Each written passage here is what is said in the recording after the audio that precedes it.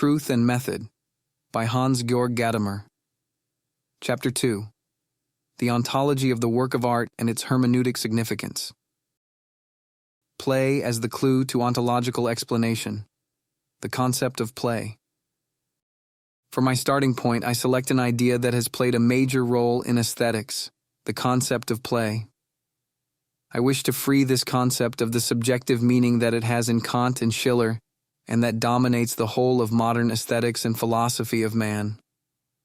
When we speak of play in reference to the experience of art, this means neither the orientation nor even the state of mind of the creator or of those enjoying the work of art, nor the freedom of a subjectivity engaged in play, but the mode of being of the work of art itself. In analyzing aesthetic consciousness, we recognize that conceiving aesthetic consciousness as something that confronts an object does not do justice to the real situation. This is why the concept of play is important in my exposition. We can certainly distinguish between play and the behavior of the player, which, as such, belongs with the other kinds of subjective behavior. Thus, it can be said that for the player, play is not serious. That is why they play. We can try to define the concept of play from this point of view. What is merely play is not serious. Play has a special relation to what is serious. It is not only that the latter gives it its purpose. We play for the sake of recreation, as Aristotle says. More important, play itself contains its own, even sacred seriousness. Yet, in playing, all those purposive relations that determine active and caring existence have not simply disappeared, but are curiously suspended. The player themselves knows that play is only play, and that it exists in a world determined by the seriousness of purposes. But they do not know this in such a way that, as a player, they actually intend this relation to seriousness.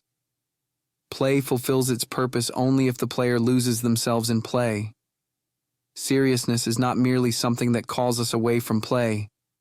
Rather, seriousness in playing is necessary to make the play wholly play. Someone who doesn't take the game seriously is a spoilsport. The mode of being of play does not allow the player to behave toward play as if toward an object. The player knows very well what play is, and that what they are doing is only a game. But they do not know what exactly they know in knowing that.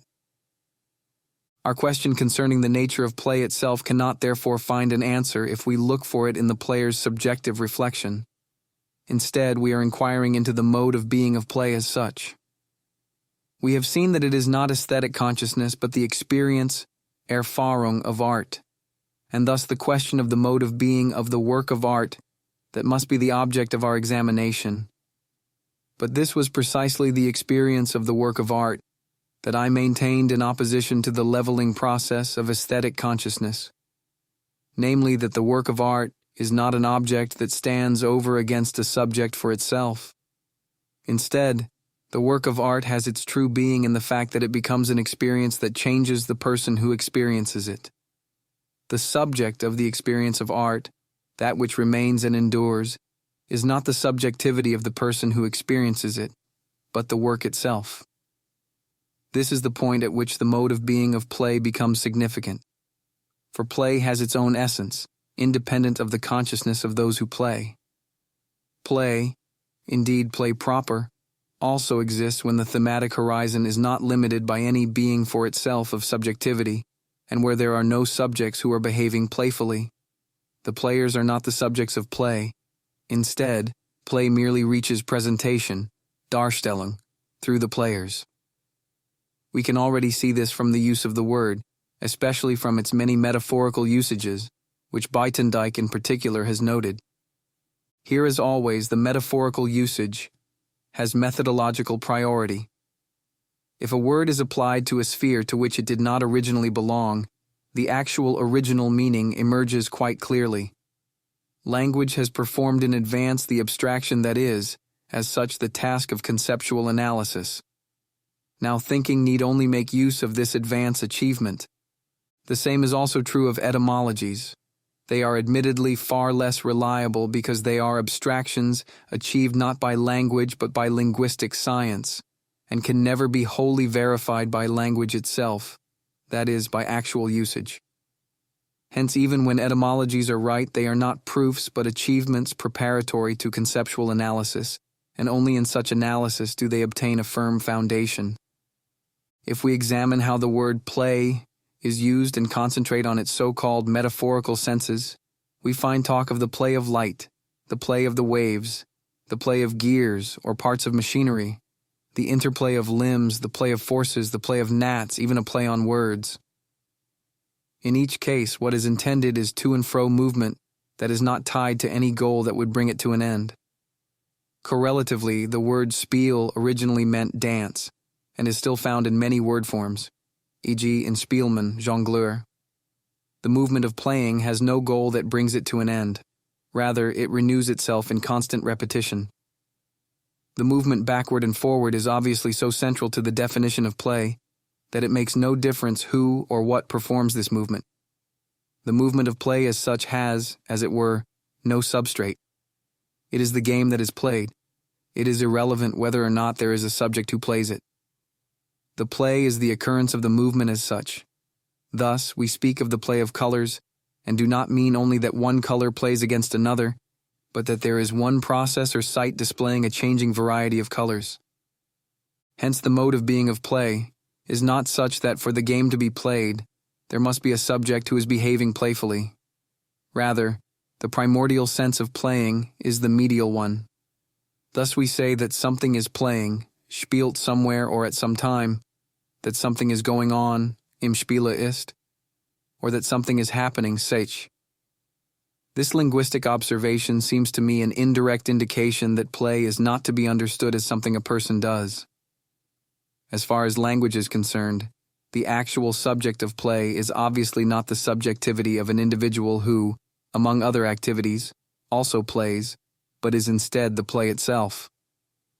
But we are so accustomed to relating phenomena, such as playing to the sphere of subjectivity, and the ways it acts, that we remain closed to these indications from the spirit of language.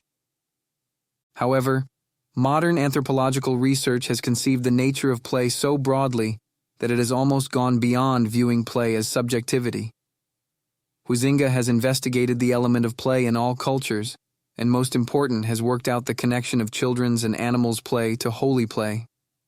That led him to recognize the curious indecisiveness of the playing consciousness, which makes it absolutely impossible to decide between belief and non-belief.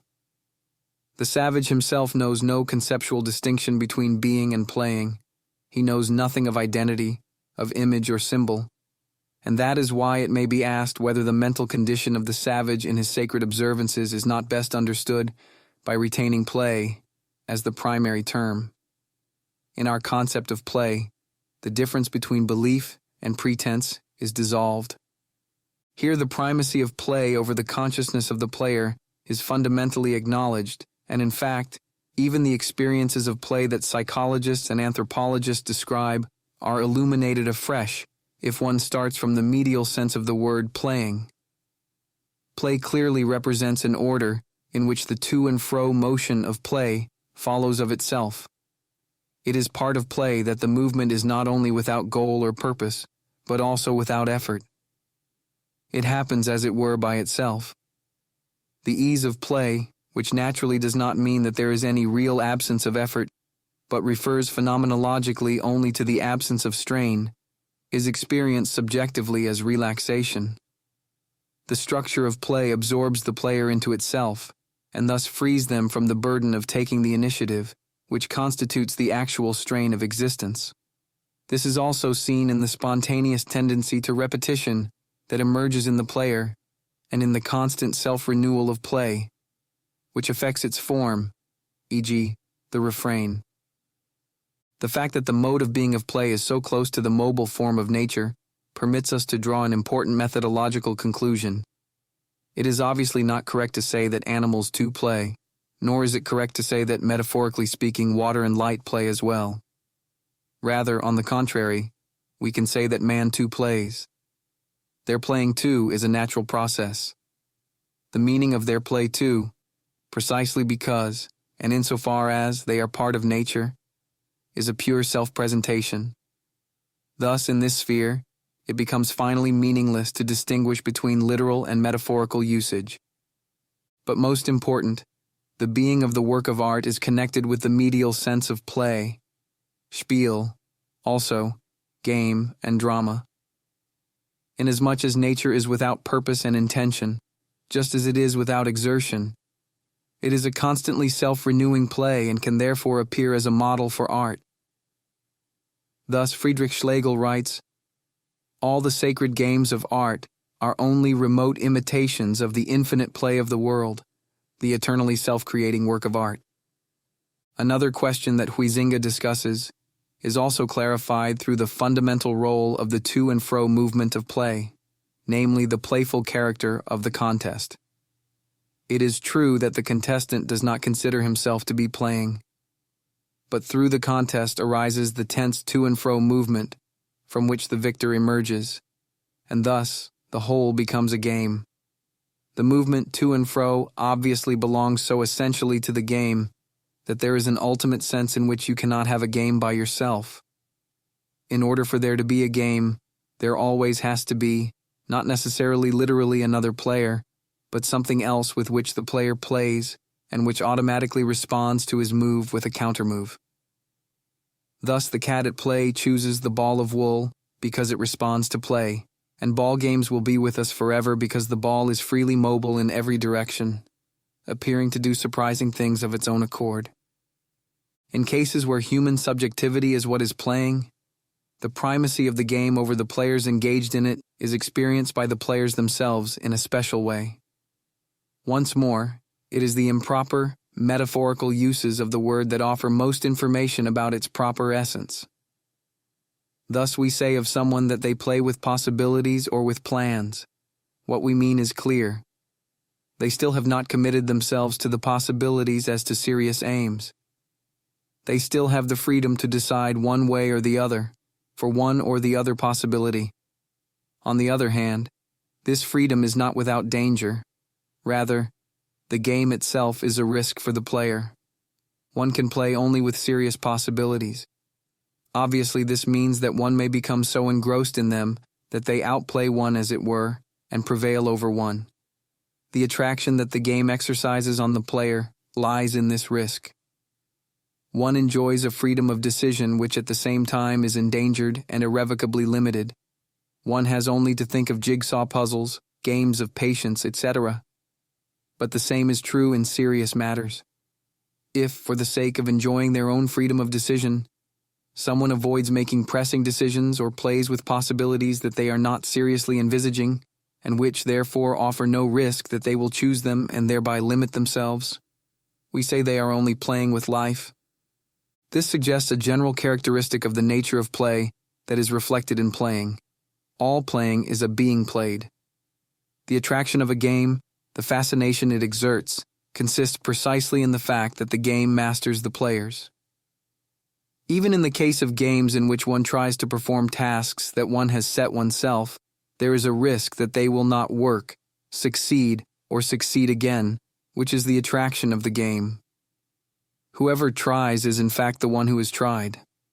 The real subject of the game, this is shown in precisely those experiences in which there is only a single player, is not the player, but instead, the game itself.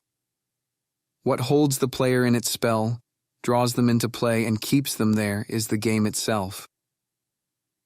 This is shown also by the fact that every game has its own proper spirit.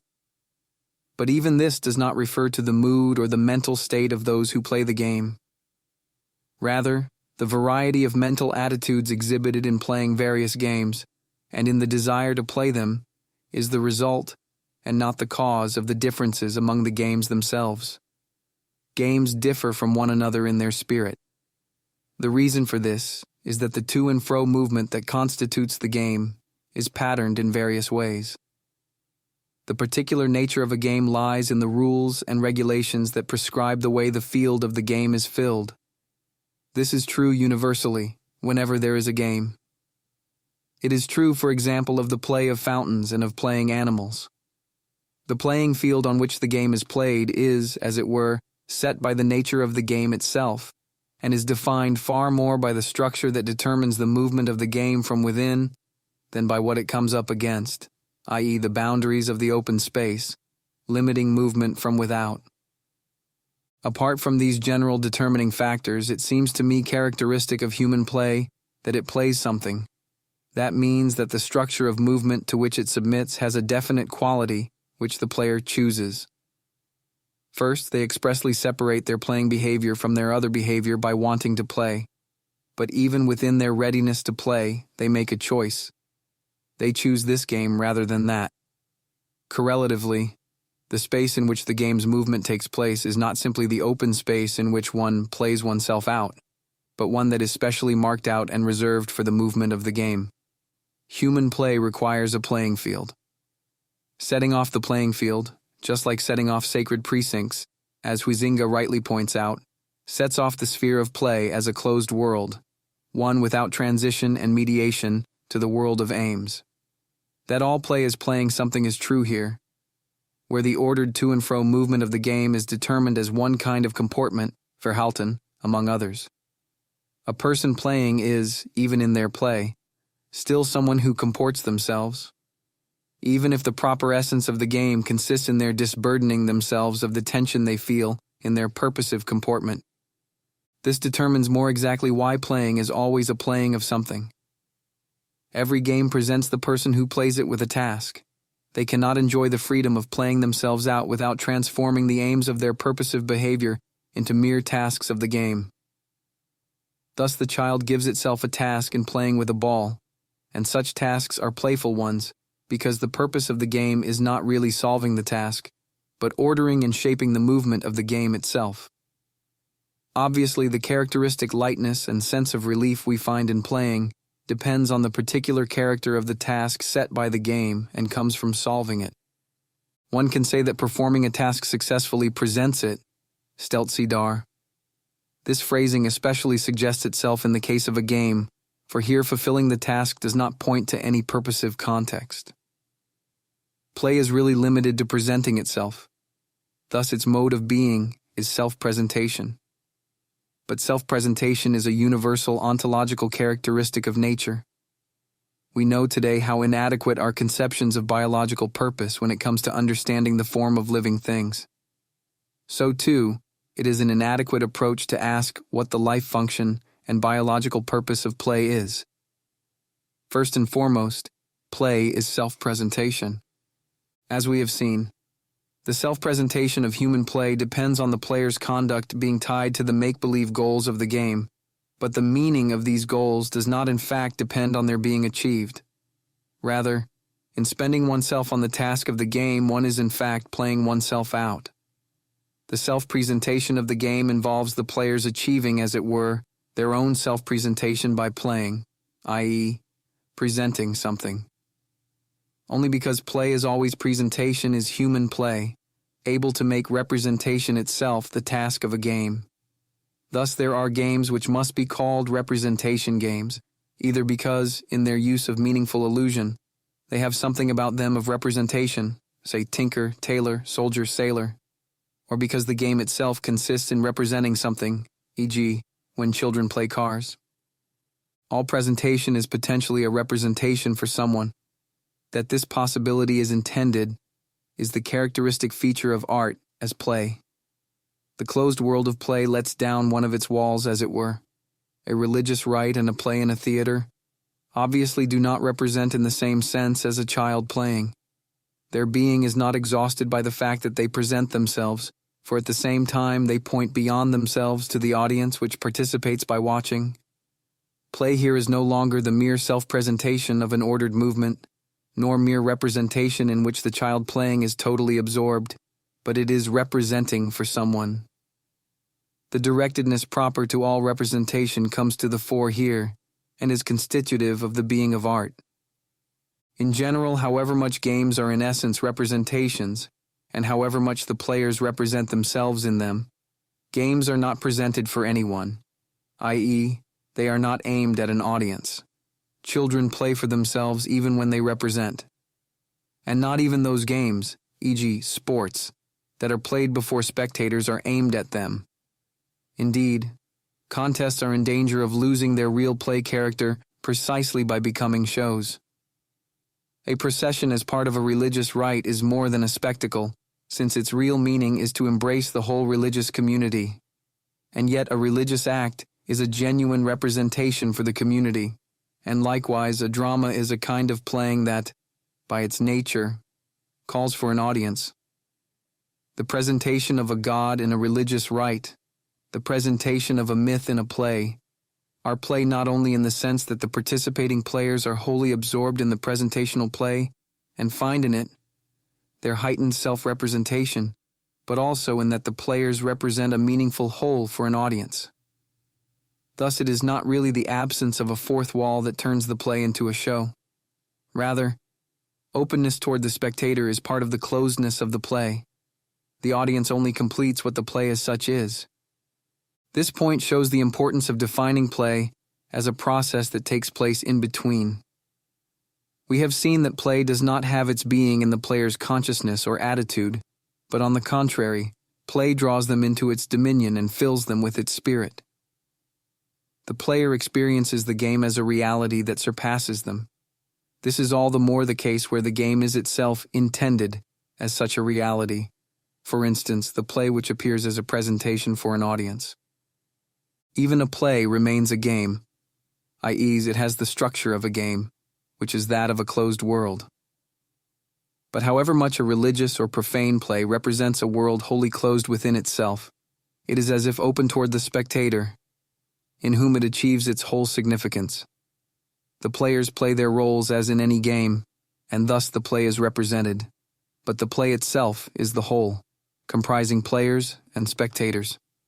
In fact, it is experienced properly by, and presents itself, as it is meant, to, one who is not acting in the play, but watching it. In them, the game is raised, as it were, to its ideality. For the players, this means that they do not simply fulfill their roles as in any game, rather, they play their roles, they represent them for the audience.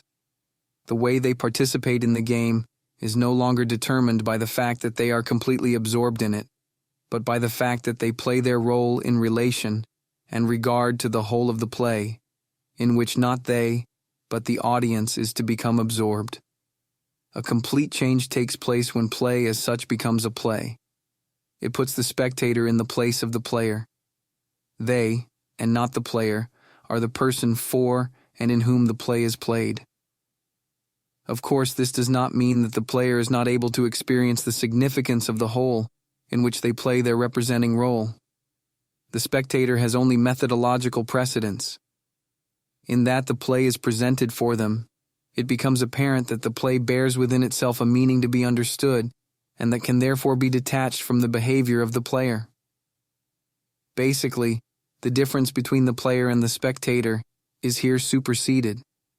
The requirement that the play itself be intended in its meaningfulness is the same for both.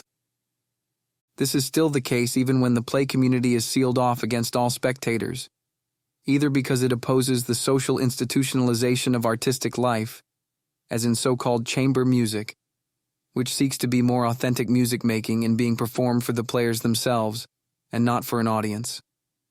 If someone performs music in this way, they are also, in fact, trying to make the music sound good. But that means that it would really be there for any listener. Artistic presentation by its nature exists for someone, even if there is no one there who merely listens or watches. I call this change, in which human play comes to its true consummation, in being art, transformation into structure. Only through this change does play achieve ideality, so that it can be intended and understood as play. Only now does it emerge as detached from the representing activity of the players and consist in the pure appearance, Erscheinung, of what they are playing. As such, the play, even the unforeseen elements of improvisation, is in principle repeatable and hence permanent.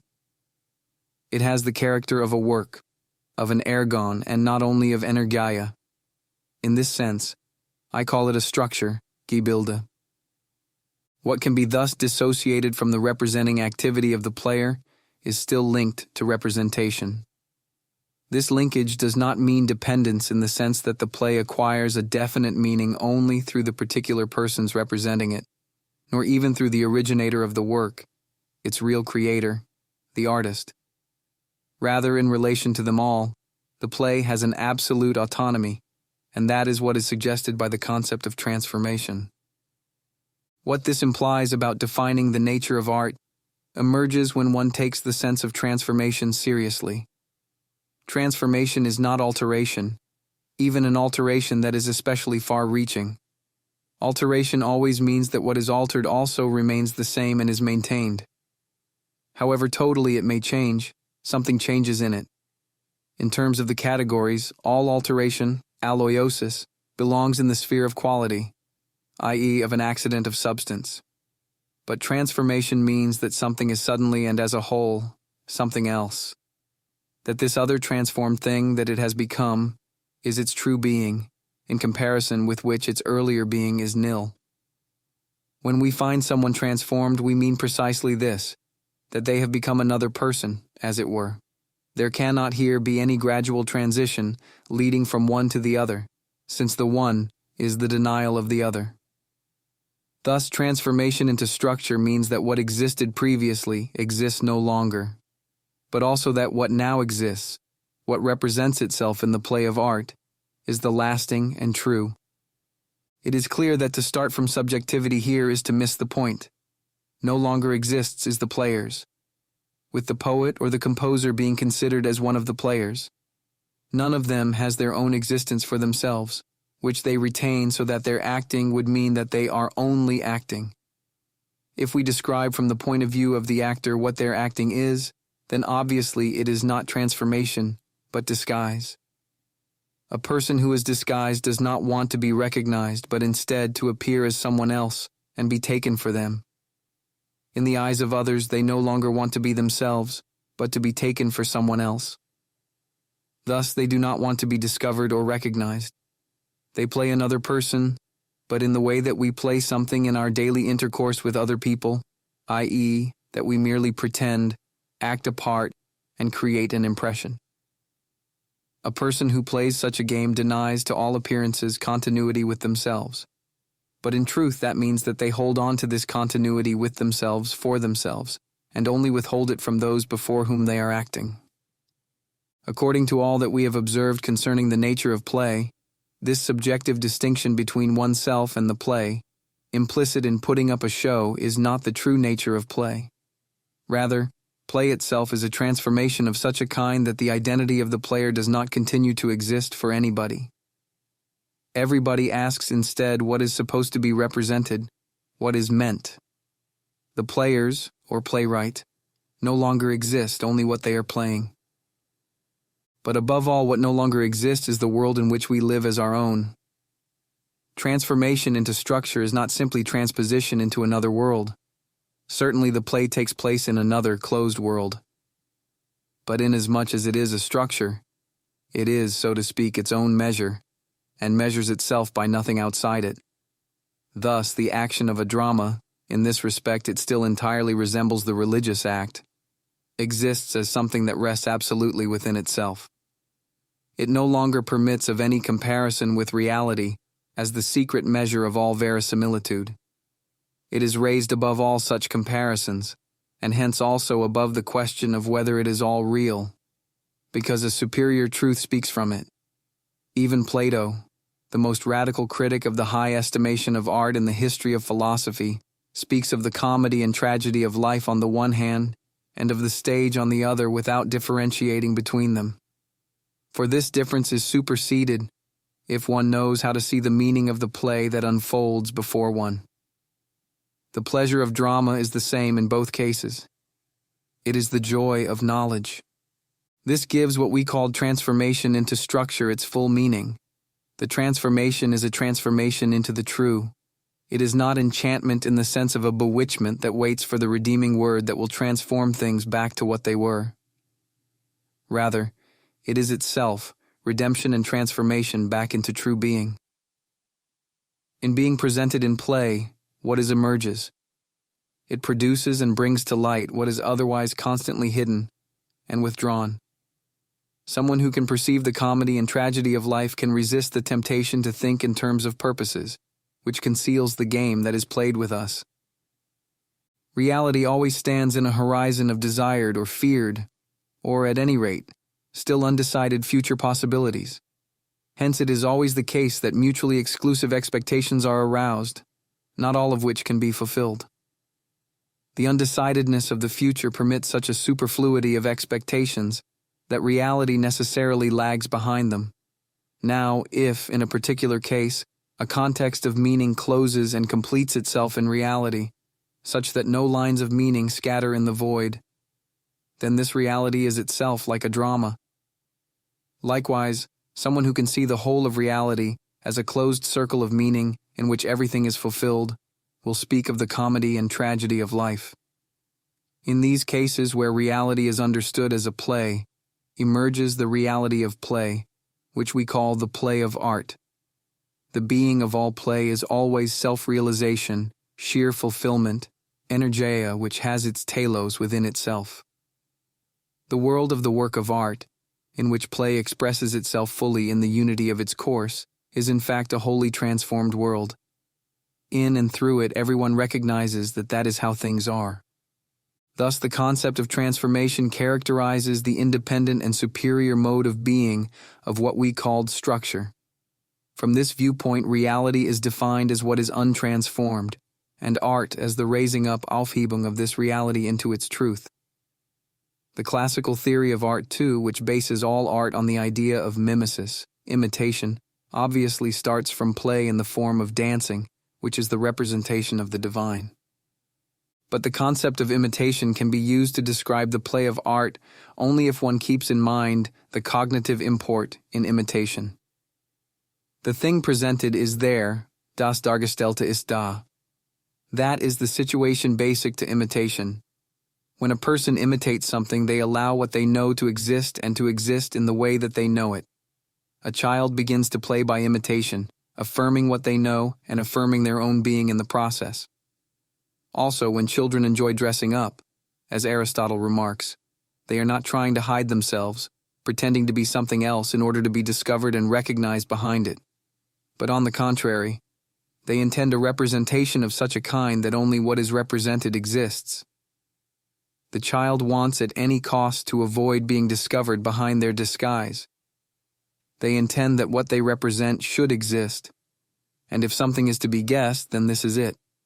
We are supposed to recognize what it is. We have established that the cognitive import of imitation lies in recognition. But what is recognition? A more exact analysis of the phenomenon will make quite clear to us the ontological import of representation, which is what we are concerned with. As we know, Aristotle emphasizes that artistic presentation even makes the unpleasant appear pleasant, and for this reason Kant defined art as the beautiful representation of something, because it can make even the ugly appear beautiful. But this obviously does not refer to artifice and artistic technique. One does not admire the skill with which something is done, as in the case of a high-wire artist. This has only secondary interest, as Aristotle explicitly says. Rather, what we experience in a work of art and what invites our attention is how true it is, i.e., to what extent one knows and recognizes something in oneself. But we do not understand what recognition is in its profoundest nature if we only regard it as knowing something again that we know already, i.e., what is familiar is recognized again. The joy of recognition is rather the joy of knowing more than is already familiar. In recognition, what we know emerges as if illuminated from all the contingent and variable circumstances that condition it. It is grasped in its essence. It is known as something. This is the central motif of Platonism. In his theory of anamnesis, Plato combined the mythical idea of remembrance with his dialectic, which sought the truth of being in the logoi, i.e., the ideality of language. In fact, this kind of idealism of being is already suggested in the phenomenon of recognition. The known enters into its true being and manifests itself as what it is only when it is recognized. As recognized, it is grasped in its essence, detached from its accidental aspects. This applies especially to the kind of recognition that takes place in a play. This kind of representation leaves behind it everything that is accidental and unessential, e.g., the private particular being of the actor. They disappear entirely in the recognition of what they are representing. But even what is represented, a well-known event of mythological tradition, is, by being represented, raised, as it were, to its own validity and truth. With regard to knowledge of the true, the being of the representation is more than the being of the thing represented, Homer's Achilles more than the original. Thus, the situation basic to imitation that we are discussing not only implies that what is represented is there, das Dargestellte da ist, but also that it has come into the there more authentically, eigentlicher ins Da gekommen ist.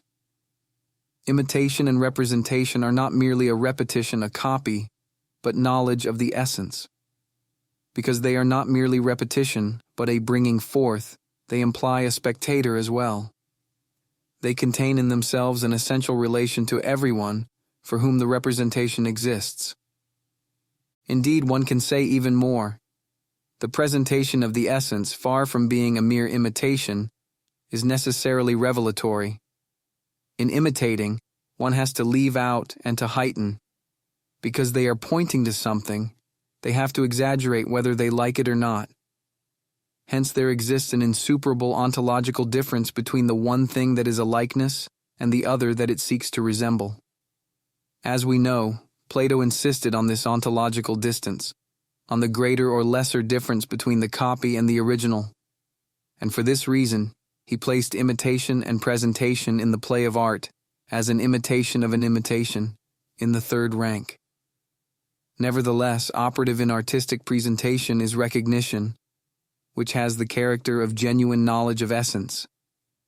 And since Plato considers all knowledge of essence to be recognition, this is the ground of Aristotle's remark that poetry is more philosophical than history. Thus, imitation as representation has a special cognitive function. For this reason, the concept of imitation sufficed for the theory of art as long as the cognitive significance of art went unquestioned. But that was the case only as long as knowledge of the true was considered to be knowledge of the essence, for art supports this kind of knowledge in a convincing way. By contrast, for nominalistic modern science and its idea of reality, from which Kant drew agnostic consequences for aesthetics, the concept of mimesis has lost its aesthetic force. Once the aporias of this subjective turn in aesthetics have become evident to us, we are forced to return to the older tradition. If art is not the variety of changing experiences, Erlebnisse, whose object is filled subjectively with meaning like an empty mold, we must recognize that presentation, Darstellung, is the mode of being of the work of art. This was prepared for by deriving the concept of presentation from the concept of play, for self-presentation is the true nature of play, and hence of the work of art also. In being played, the play speaks to the spectator through its presentation, and it does so in such a way that despite the distance between it and themselves, the spectator still belongs to play. This is seen most clearly in one type of representation, a religious rite. Here the relation to the community is obvious. An aesthetic consciousness, however reflective, can no longer suppose that only aesthetic differentiation, which views the aesthetic object in its own right, discovers the true meaning of the religious image or the play. No one will be able to suppose that for religious truth the performance of the ritual is inessential. The same is true for drama generally, even considered as literature. The performance of a play, like that of a ritual, cannot simply be detached from the play itself, as if it were something that is not part of its essential being, but is as subjective and fluid as the aesthetic experiences in which it is experienced. Rather, it is in the performance, and only in it, as we see most clearly in the case of music, that we encounter the work itself, as the divine is encountered in the religious rite. Here it becomes clear why starting from the concept of play is methodologically advantageous. The work of art cannot simply be isolated from the contingency of the chance conditions in which it appears, and where this kind of isolation occurs. The result is an abstraction that reduces the actual being of the work. It itself belongs to the world to which it represents itself. A drama really exists only when it is played, and ultimately music must resound. My thesis, then, is that the being of art cannot be defined as an object of an aesthetic consciousness, because, on the contrary, the aesthetic attitude is more than it knows of itself. It is a part of the event of being that occurs in presentation, and belongs essentially to play as play. What ontological consequences does this have? If we start in this way from the play character of play, what follows for defining the mode of being of art more exactly? This much is clear. Drama, and the work of art understood as a drama, is not a mere schema of rules or prescribed approaches within which play can freely realize itself. The playing of the drama does not ask to be understood as satisfying a need to play, but as the coming into existence of the work itself. And so there arises the question of what such a work properly is, given that it exists only in being played and in its presentation as a play, though it is nevertheless its own being that is thereby presented.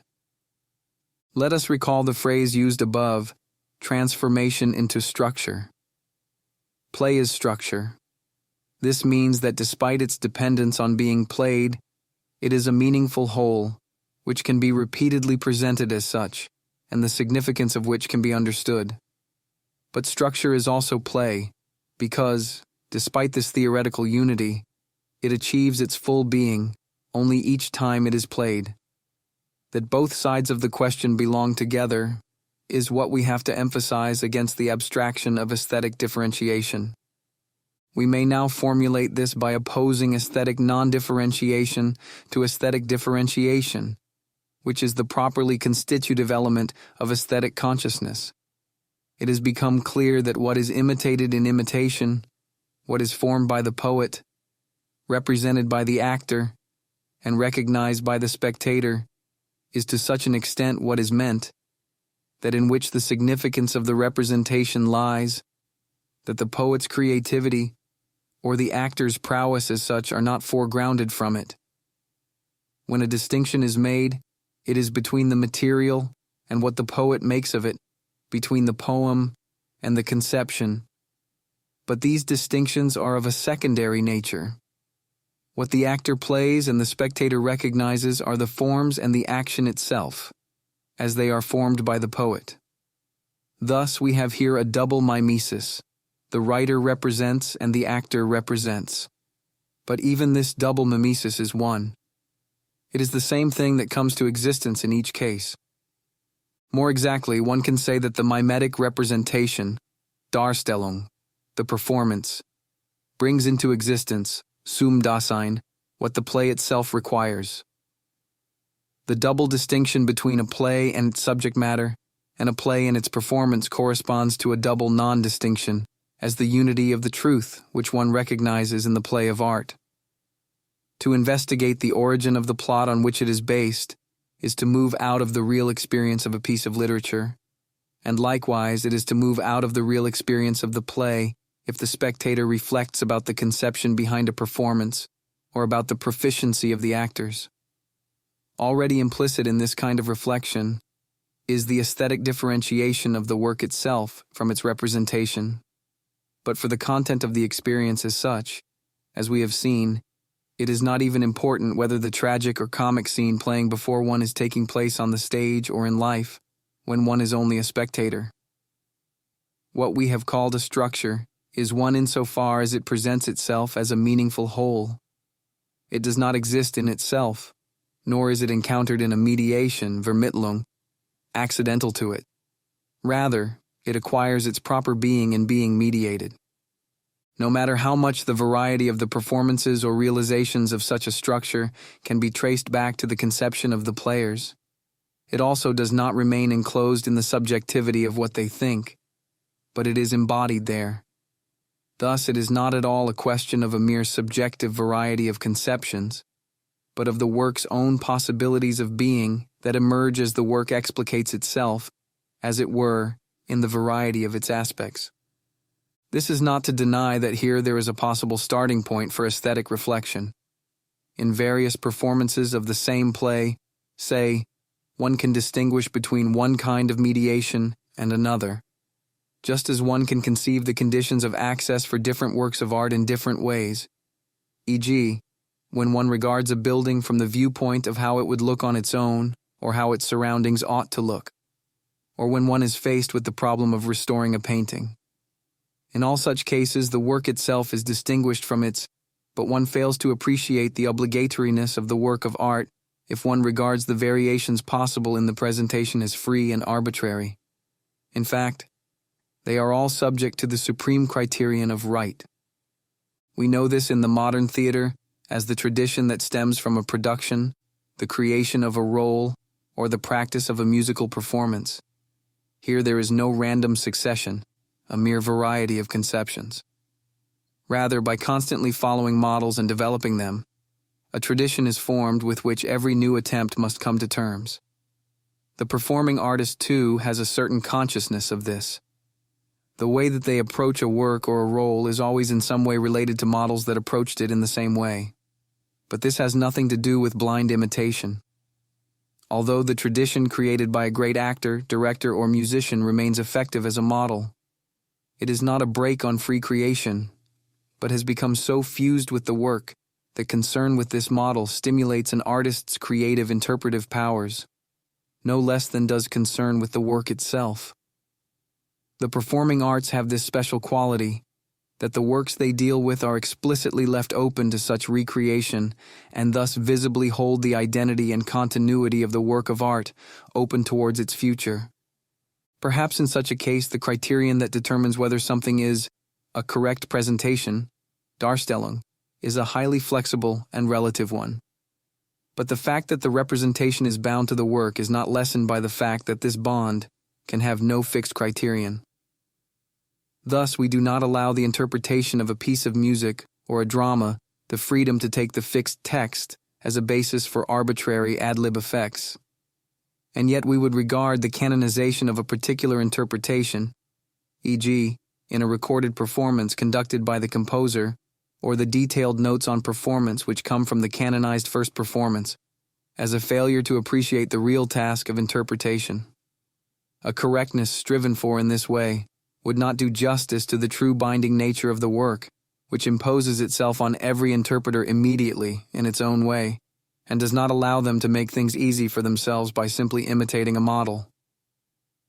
As we know, it is also mistaken to limit the freedom of interpretive choice to externals and marginal phenomena rather than think of the whole performance in a way that is both bound and free. In a certain sense, interpretation probably is recreation, but this is a recreation not of the creative act, but of the created work, which has to be brought to representation in accord with the meaning the interpreter finds in it. Thus, for example, historicizing presentations, e.g., of music played on old instruments, are not as faithful as they seem.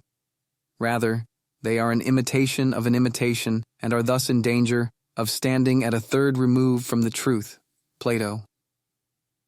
In view of the finitude of our historical existence, it would seem that there is something absurd about the whole idea of a unique, correct interpretation. We will return to this subject in another context. Here, the obvious fact that every interpretation tries to be correct serves only to confirm that the non-differentiation of the mediation, Vermittlung, from the work itself is the actual experience of the work. This accords with the fact that aesthetic consciousness is generally able to make the aesthetic distinction between the work and its mediation only in a critical way, i.e., where the interpretation breaks down. The mediation that communicates the work is, in principle, total. Total mediation means that the medium as such is superseded, aufhebt. In other words, the performance, in the case of drama and music, but also in the recitation of epics or lyrics, does not become as such thematic, but the work presents itself through it and in it. We will see that the same is true of the way buildings and statues present themselves to be approached and encountered. Here, too, the approach as such is not thematic, but neither is it true that one would have to abstract from the work's relations to the life world in order to grasp the work itself. Rather, it exists within them. The fact that works stretch out of a past into the present as enduring monuments still does not mean that their being is an object of aesthetic or historical consciousness. As long as they still fulfill their function, They are contemporaneous with every age. Even if their place is only in museums as works of art, they are not entirely alienated from themselves. Not only does a work of art never completely lose the trace of its original function, which enables an expert to reconstruct it, but the work of art that has its place next to others in a gallery is still its own origin. It affirms itself, and the way it does so, by killing other things or using them to complement itself, is still part of itself. We ask what this identity is that presents itself so differently in the changing course of ages and circumstances. It does not disintegrate into the changing aspects of itself so that it would lose all identity, but it is there in them all. They all belong to it. They are all contemporaneous, gleichzeitig, with it. Thus we have the task of interpreting the work of art in terms of time, Zeit. The temporality of the aesthetic. What kind of contemporaneity is this? What kind of temporality belongs to aesthetic being? This contemporaneity and presentness of aesthetic being is generally called its timelessness. But this timelessness has to be thought of together with the temporality to which it essentially belongs. Timelessness is primarily only a dialectical feature which arises out of temporality and in contrast with it. Even if one tries to define the temporality of the work of art by speaking of two kinds of temporality, a historical and a suprahistorical one, as does Sedlmeier, for example, following Botter and with reference to Bollnow, one cannot move beyond a dialectical antithesis between the two. The suprahistorical sacred time, in which the present is not the fleeting moment but the fullness of time, is described from the point of view of existential temporality, characterized by its being solemn, leisurely, innocent, or whatever. The inadequacy of this kind of antithesis emerges when one inevitably discovers that true time projects into historical existential appearance time. This kind of projection would obviously have the character of an epiphany, but this means that for the experiencing consciousness, it would be without continuity. This reintroduces all the aporias of aesthetic consciousness that we pointed out above, for it is precisely continuity that every understanding of time has to achieve, even when it is a question of the temporality of a work of art. Here the misunderstanding of Heidegger's ontological exposition of the time horizon takes its revenge. Instead of holding on to the methodological significance of the existential analytic of Dasein, people treat Dasein's existential historical temporality, determined by care and the movement towards death, i.e., radical finitude, as one among many possible ways of understanding existence, and they forget that it is the mode of being of understanding itself, which is here revealed as temporality. To define the proper temporality of the work of art as sacred time and distinguish it from transient historical time remains, in fact, a mere mirroring of the human and finite experience of art.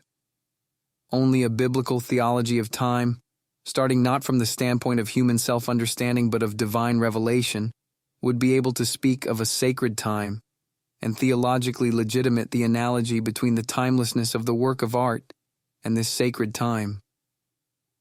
Without this kind of theological justification, to speak of sacred time obscures the real problem, which does not lie in the artworks being removed from time, but in its temporality. Thus we take up our question again. What kind of temporality is this?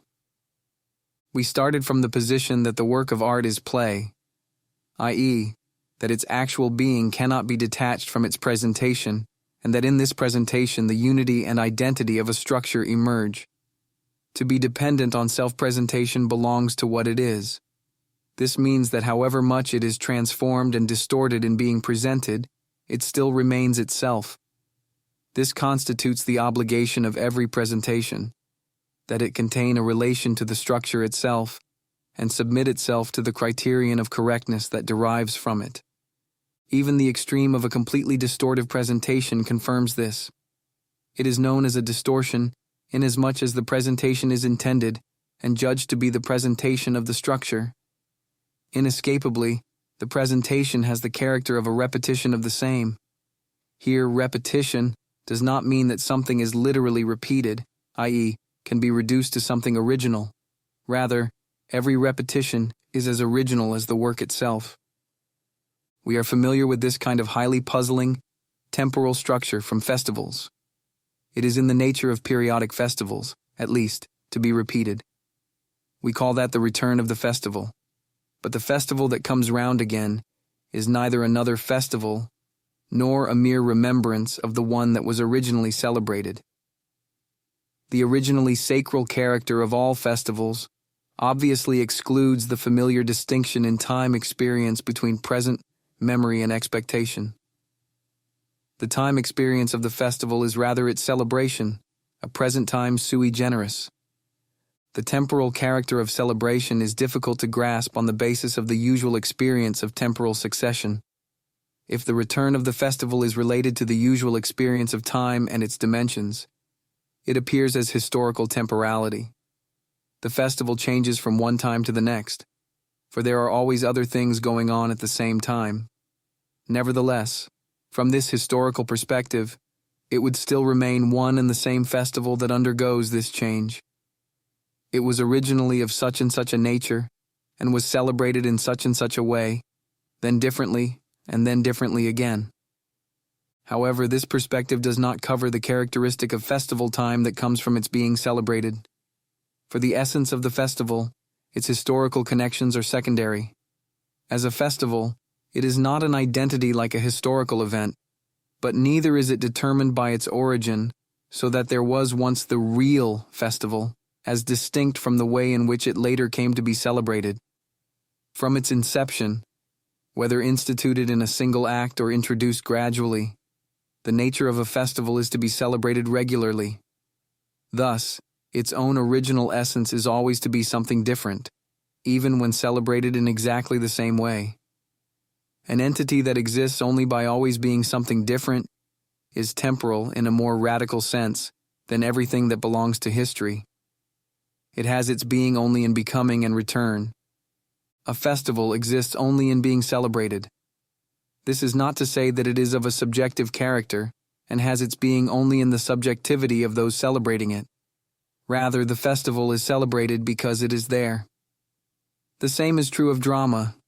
It must be presented for the spectator, and yet its being is by no means just the point of intersection of the spectator's experiences. Rather, the contrary is true.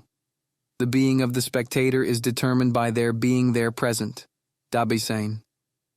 Being present does not simply mean being there along with something else that is there at the same time. To be present means to participate. If someone was present at something, they know all about how it really was. It is only in a derived sense that presence at something means also a kind of subjective act, that of paying attention to something. Beta Sasha. Thus, watching something is a genuine mode of participating. Here we can recall the concept of sacral communion that lies behind the original Greek concept of theoria.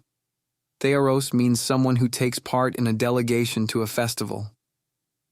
Such a person has no other distinction or function than to be there. Thus, the theoros is a spectator in the proper sense of the word, since they participate in the solemn act through their presence at it, and thus sacred law accords them a distinction. For example, inviolability. In the same way, Greek metaphysics still conceives the essence of theoria and of nous as being purely present to what is truly real. And for us too, the ability to act theoretically is defined by the fact that in attending to something one is able to forget one's own purposes. But theoria is not to be conceived primarily as subjective conduct, as a self-determination of the subject, but in terms of what it is contemplating.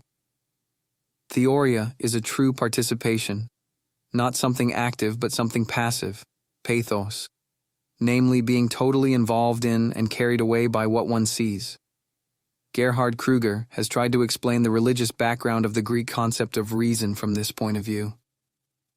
We started by saying that the true being of the spectator, who belongs to the play of art, cannot be adequately understood in terms of subjectivity, as a way that aesthetic consciousness conducts itself.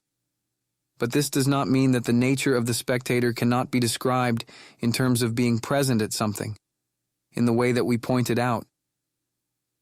Considered as a subjective accomplishment in human conduct, Being present has the character of being outside oneself.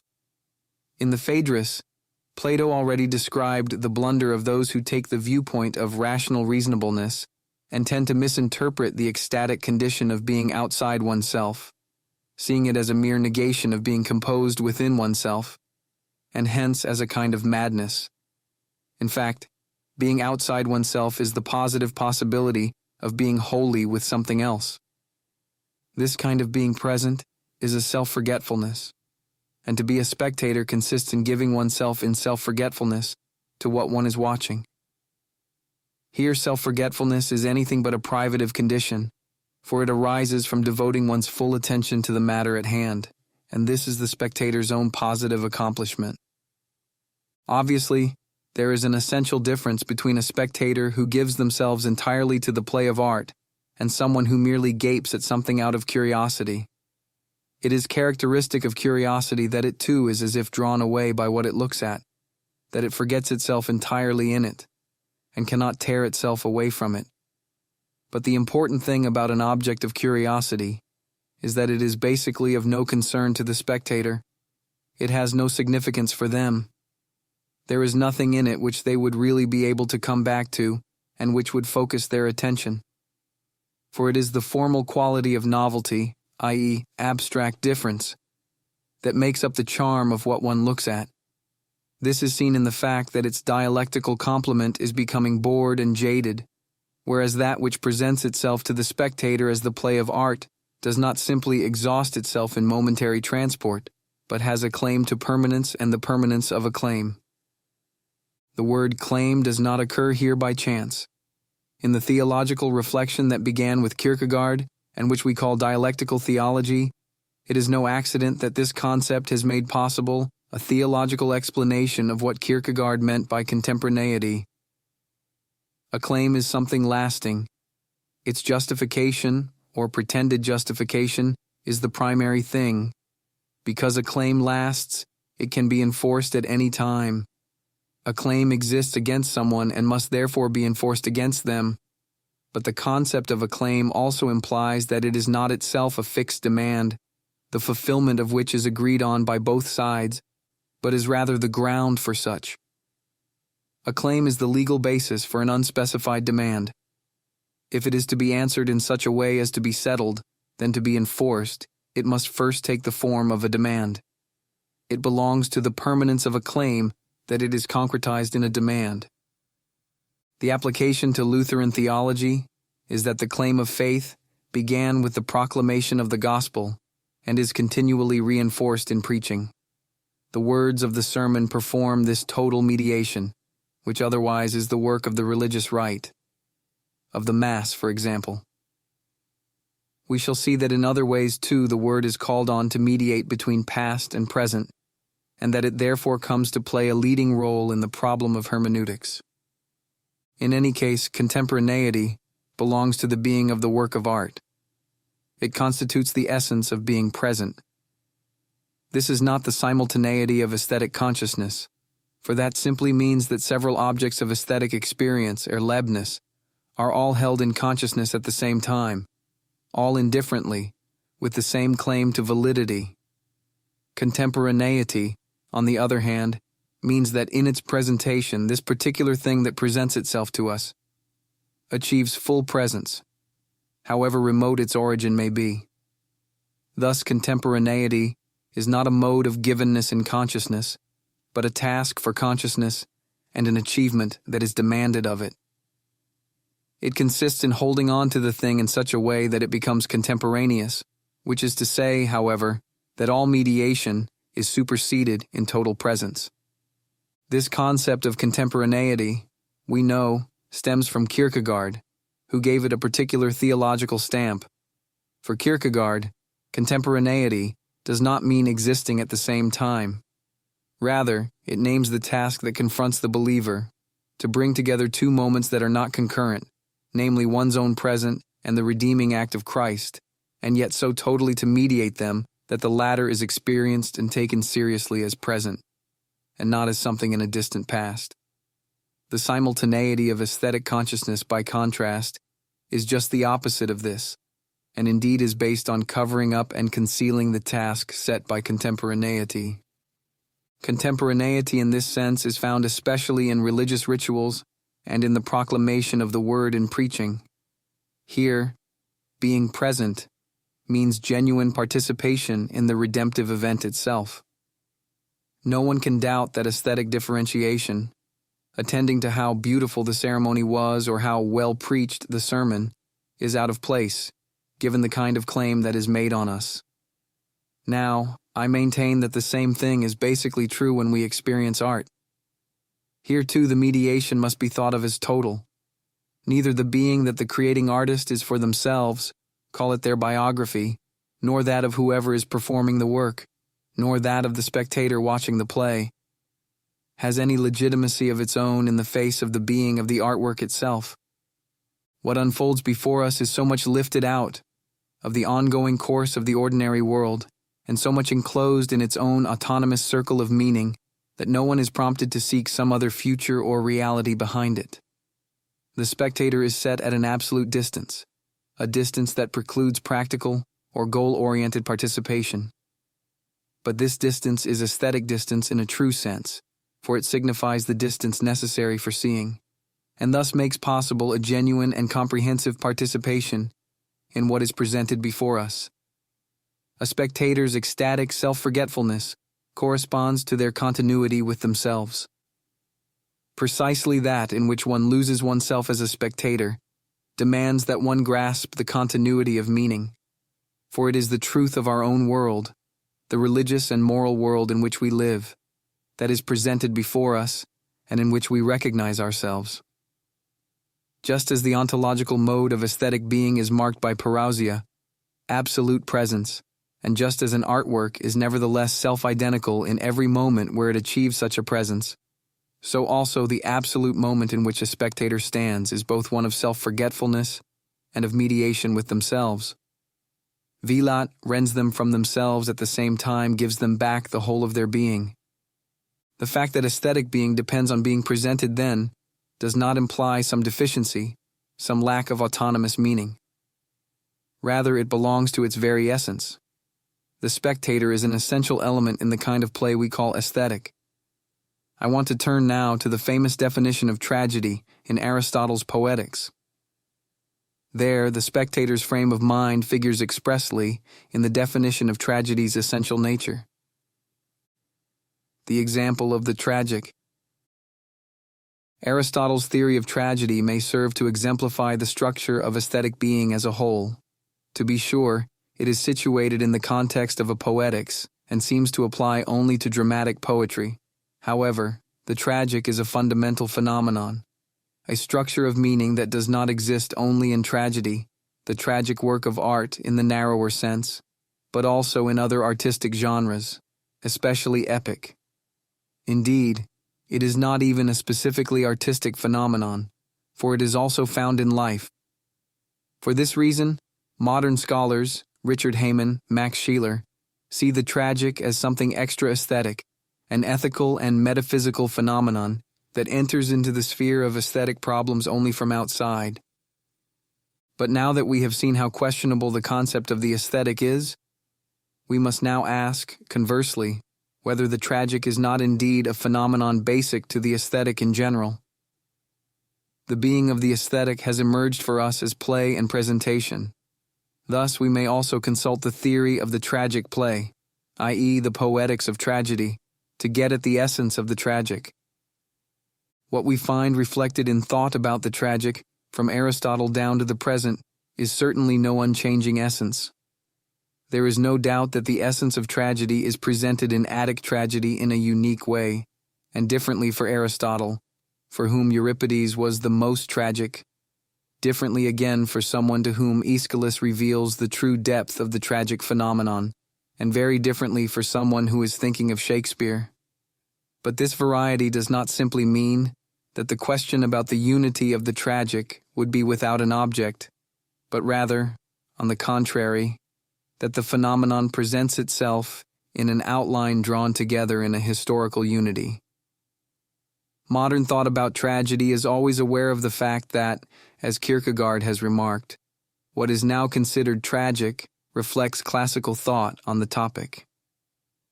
If we begin with Aristotle, we will see the whole scope of the tragic phenomenon. In his famous definition of tragedy, Aristotle made a decisive contribution to the problem of the aesthetic. In defining tragedy, he included its effect on the spectator. I cannot hope to treat his famous and much discussed definition fully here. But the mere fact that the spectator is included in Aristotle's definition of the essence of tragedy makes quite clear what we have said above, that the spectator belongs essentially to the playing of the play. The way the spectator belongs to it makes apparent why it is meaningful to figure art as play. Thus, the spectator's distance from the drama is not an arbitrary posture, but the essential relation whose ground lies in the play's unity of meaning. Tragedy is the unity of a tragic course of events that is experienced as such. But what is experienced as a tragic course of events, even if it is not a play that is shown on the stage but a tragedy in life, is a closed circle of meaning that of itself resists all penetration and interference. What is understood as tragic must simply be accepted. Hence it is, in fact, a phenomenon basic to the aesthetic. We learn from Aristotle that the representation of the tragic action has a specific effect on the spectator.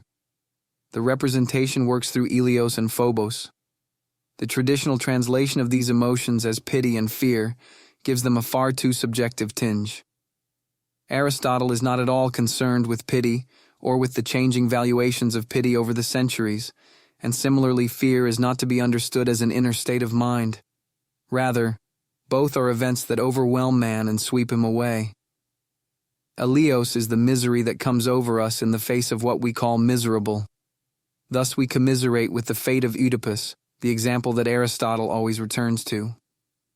The German word Jammer, misery, is a good equivalent because it too refers not merely to an inner state, but to its manifestation.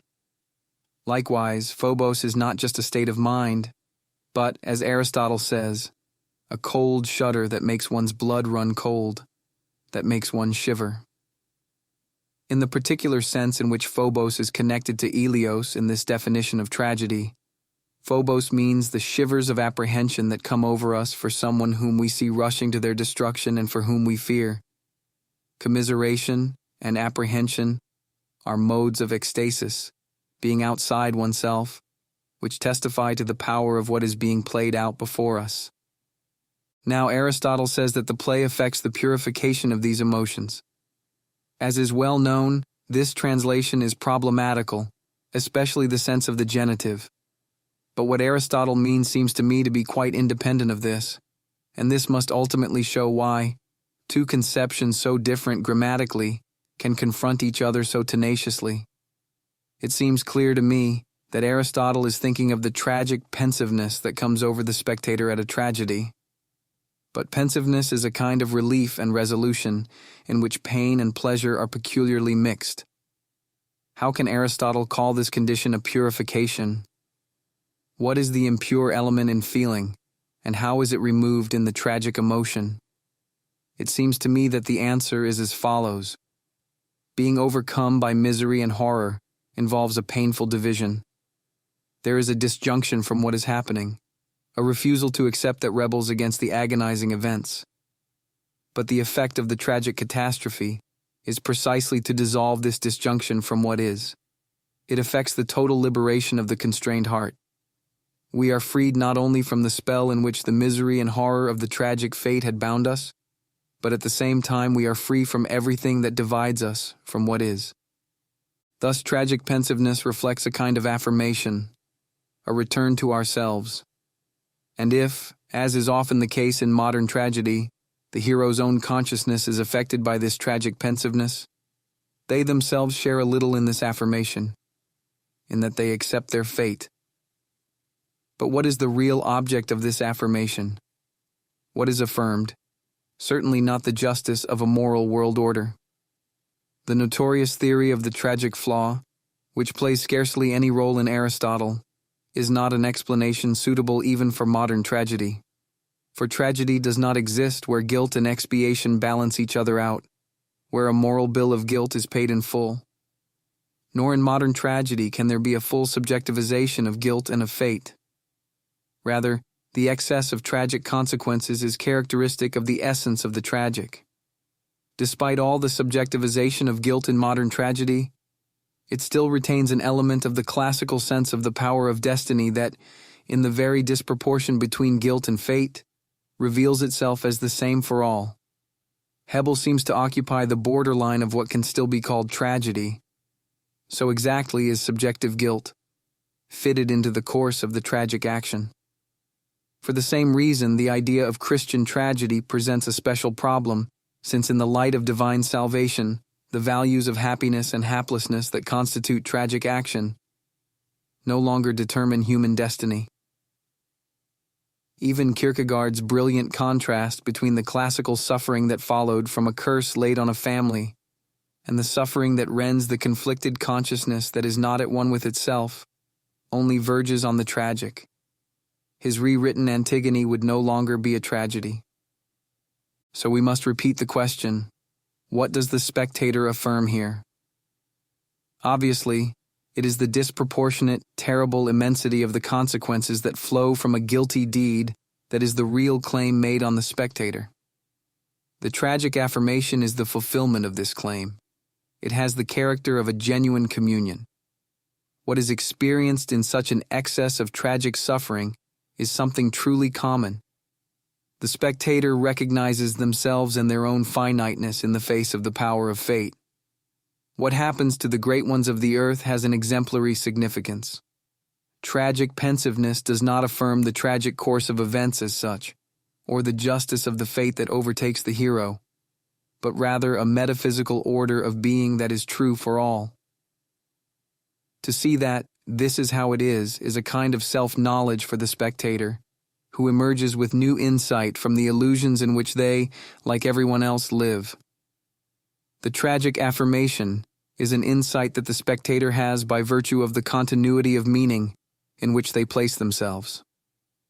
From this analysis, it follows that the tragic is not only a concept fundamental to the aesthetic, inasmuch as the distance of the spectator is part of the essence of the tragic, but more important, the distance inherent in being a spectator, which determines the mode of being of the aesthetic, does not include the aesthetic differentiation, which we found to be a feature of aesthetic consciousness. The spectator does not hold themselves aloof at the distance characteristic of an aesthetic consciousness, enjoying the art with which something is represented, but rather participates in the communion of being present. The real emphasis of the tragic phenomenon lies ultimately on what is presented and recognized, and to participate in it is not a matter of choice. However much the tragic play performed solemnly in the theater presents an exceptional situation in everyone's life, it is not an experience of an adventure, producing a temporary intoxication from which one reawakens to one's true being. Instead, the elevation and strong emotion that seize the spectator, in fact, deepen their continuity with themselves. Tragic pensiveness flows from the self-knowledge that the spectator acquires. They find themselves again in the tragic action because what they encounter is their own story, familiar to them from religious or historical tradition.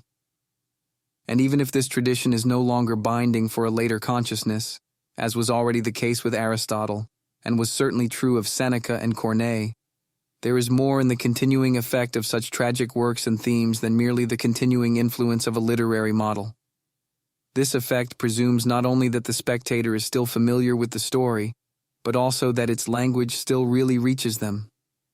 Only then can the spectator's encounter with the tragic theme and tragic work become a self-encounter. What is true of the tragic, however, is true in a far wider context.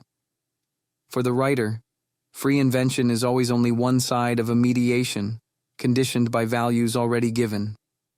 They do not freely invent their plot however much they imagine that they do. Rather, even today the mimesis theory still retains something of its old validity. The writer's free invention is the presentation of a common truth that is binding on the writer also. It is the same with the other arts, especially the plastic arts. the aesthetic myth of freely creative imagination that transforms experience into literature, and the cult of genius belonging to that myth, proves only that in the 19th century, mythical and historical tradition was no longer a self-evident heritage. But even so, the aesthetic myth of imagination and the invention of genius is still an exaggeration that does not stand up to reality. Now as before, the choice of material and the forming of it still do not proceed from the free discretion of the artist and are not the mere expression of their inner life. Rather, the artist addresses people whose minds are prepared and chooses what promises to have an effect on them. They themselves stand in the same tradition as the public that they are addressing and which they gather around them. In this sense, it is true that as an individual, a thinking consciousness, they do not need to know explicitly what they are doing and what their work says. The player, sculptor, or viewer is never simply swept away into a strange world of magic, of intoxication, of dream. Rather, it is always their own world, and they come to belong to it more fully by recognizing themselves more profoundly in it. There remains a continuity of meaning which links the work of art with the existing world, and from which even the alienated consciousness of a cultured society never quite detaches itself. Let us sum up. What is aesthetic being? We have sought to show something about the concept of play in general, and about the transformation into structure characteristic of the play of art, namely that the presentation or performance of a work of literature or music is something essential, and not incidental to it, for it merely completes what the works of art already are, the being there of what is presented in them. The specific temporality of aesthetic being, its having its being in the process of being presented, comes to exist in reproduction as a distinct, independent phenomenon. Now we can ask whether this is really true generally, whether aesthetic being can be defined on this basis. Does this apply to works of sculptural and architectural art as well? Let us first ask this question of the plastic arts. We will find that the most plastic of the arts, architecture, is especially instructive. Aesthetic and hermeneutic consequences. The ontological valence of the picture. In the plastic arts, it first seems as if the work has such a clear identity that there is no variability of presentation. What varies does not seem to belong to the side of the work itself, and so seems to be subjective. Thus, one might say that certain subjective limitations prevent one's experiencing the work fully, but these subjective limitations can ultimately be overcome. We can experience every work of plastic art immediately as itself, i.e., without its needing further mediation to us. In the case of reproductions of statues, these mediations certainly do not belong to the work of art itself, but inasmuch as certain subjective conditions pertain whenever a work of sculpture is accessible, we must obviously abstract from them if we want to experience the work itself. Thus, aesthetic differentiation seems to have its full legitimacy here. It can appeal in particular to what general usage calls a picture. By this we understand, above all, the modern framed picture that is not tied to a particular place, but offers itself entirely by itself, by virtue of the frame that encloses it. This makes it possible for such pictures to be put side by side in any order, as we see in modern galleries. Such pictures apparently have nothing about them of the objective dependence on mediation that we emphasized in the case of drama and music. And pictures painted for an exhibition or a gallery, which is becoming the rule as commissioned art declines, conform visibly to the abstraction that characterizes aesthetic consciousness and to the theory of inspiration formulated in the aesthetics of genius. The picture thus appears to confirm the immediacy of aesthetic consciousness and its claim to universality. It is obviously no coincidence that aesthetic consciousness, which develops the concept of art and the artistic as a way of understanding traditional structures and so performs aesthetic differentiation, is simultaneous with the creation of museum collections that gather together everything we look at in this way. Thus, we make every work of art, as it were, into a picture. By detaching all art from its connections with life and the particular conditions of our approach to it, we frame it like a picture and hang it up. Thus, it is necessary to investigate more closely the mode of being of a picture and to ask whether the aesthetic mode of being, which I described in terms of play, also applies to pictures. The question that I pose here about the mode of being of a picture is an inquiry into what is common to all the different forms of picture. This involves a task of abstraction, but this abstraction is not an arbitrary abstraction undertaken by philosophical reflection. Rather, it is performed by aesthetic consciousness itself, since for it everything is a picture that can be subjected to the pictorial techniques of the present. There is certainly no historical truth in this use of the concept of the picture. Contemporary research into the history of art gives us ample evidence that what we call a picture has a varied history. The full sovereignty of a picture, Theodor Hetzer, was not reached until the stage of Western painting that we call the High Renaissance. Here, for the first time, we have pictures that stand entirely by themselves and even without a frame and a setting, are in themselves unified and closed structures. For example, in the concinitas that L.B. Alberti requires of a picture, we can see a good theoretical expression of the new artistic ideal that governs Renaissance painting. The interesting thing, however, is that what the theoretician of the picture presents here are the classical definitions of the beautiful. That the beautiful is such that nothing can be taken from it, and nothing added without destroying it, was familiar to Aristotle, for whom there was certainly no such thing as a picture in Alberti's sense. This shows that the concept of the picture still has a general sense, and that it cannot be limited simply to a particular phase of the history of painting. Even the Ottonian miniature or the Byzantine icon is a picture in an extended sense, though the form of these paintings follows quite different principles, and they are to be conceived rather as picture signs. In the same way, the aesthetic concept of a picture will always inevitably include sculpture, which is one of the plastic arts. This is no arbitrary generalization, but corresponds to a historical problem of philosophical aesthetics, which ultimately goes back to the role of the image in Platonism and is expressed in the usage of the word build, image or picture. The concept of the picture prevalent in recent centuries cannot automatically be taken as a starting point. Our present investigation seeks to rid itself of that assumption. It tries to find a way of understanding the mode of being of a picture that detaches it both from aesthetic consciousness and from the concept of the picture to which the modern gallery has accustomed us, and it tries to recuperate the concept of the decorative, discredited by the aesthetics of experience. And if in doing so we find that we share common ground with recent work in art history, which has also sought to free itself from the naive concepts of picture and sculpture that not only dominated aesthetic consciousness in the era of Erlebnis art, but also that era's thinking about art history, this convergence of views is certainly no accident. Rather, underlying aesthetic research and philosophical reflection is the same crisis of the picture that the existence of the modern, industrial and administrative state and its functionalized public spaces has produced. Only since we no longer have any room for pictures do we know that pictures are not just images but need space. The intention of the present conceptual analysis, however, has to do not with theory of art, but with ontology. Its first task, the criticism of traditional aesthetics, is only a stage on the way to acquiring a horizon that embraces both art and history. In our analysis of the concept of a picture, we are concerned with two questions only. We are asking in what respect the picture, build, also image, is different from a copy, abild.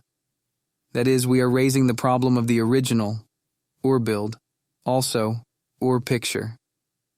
Further, we are asking in what way the picture's relation to its world follows from this.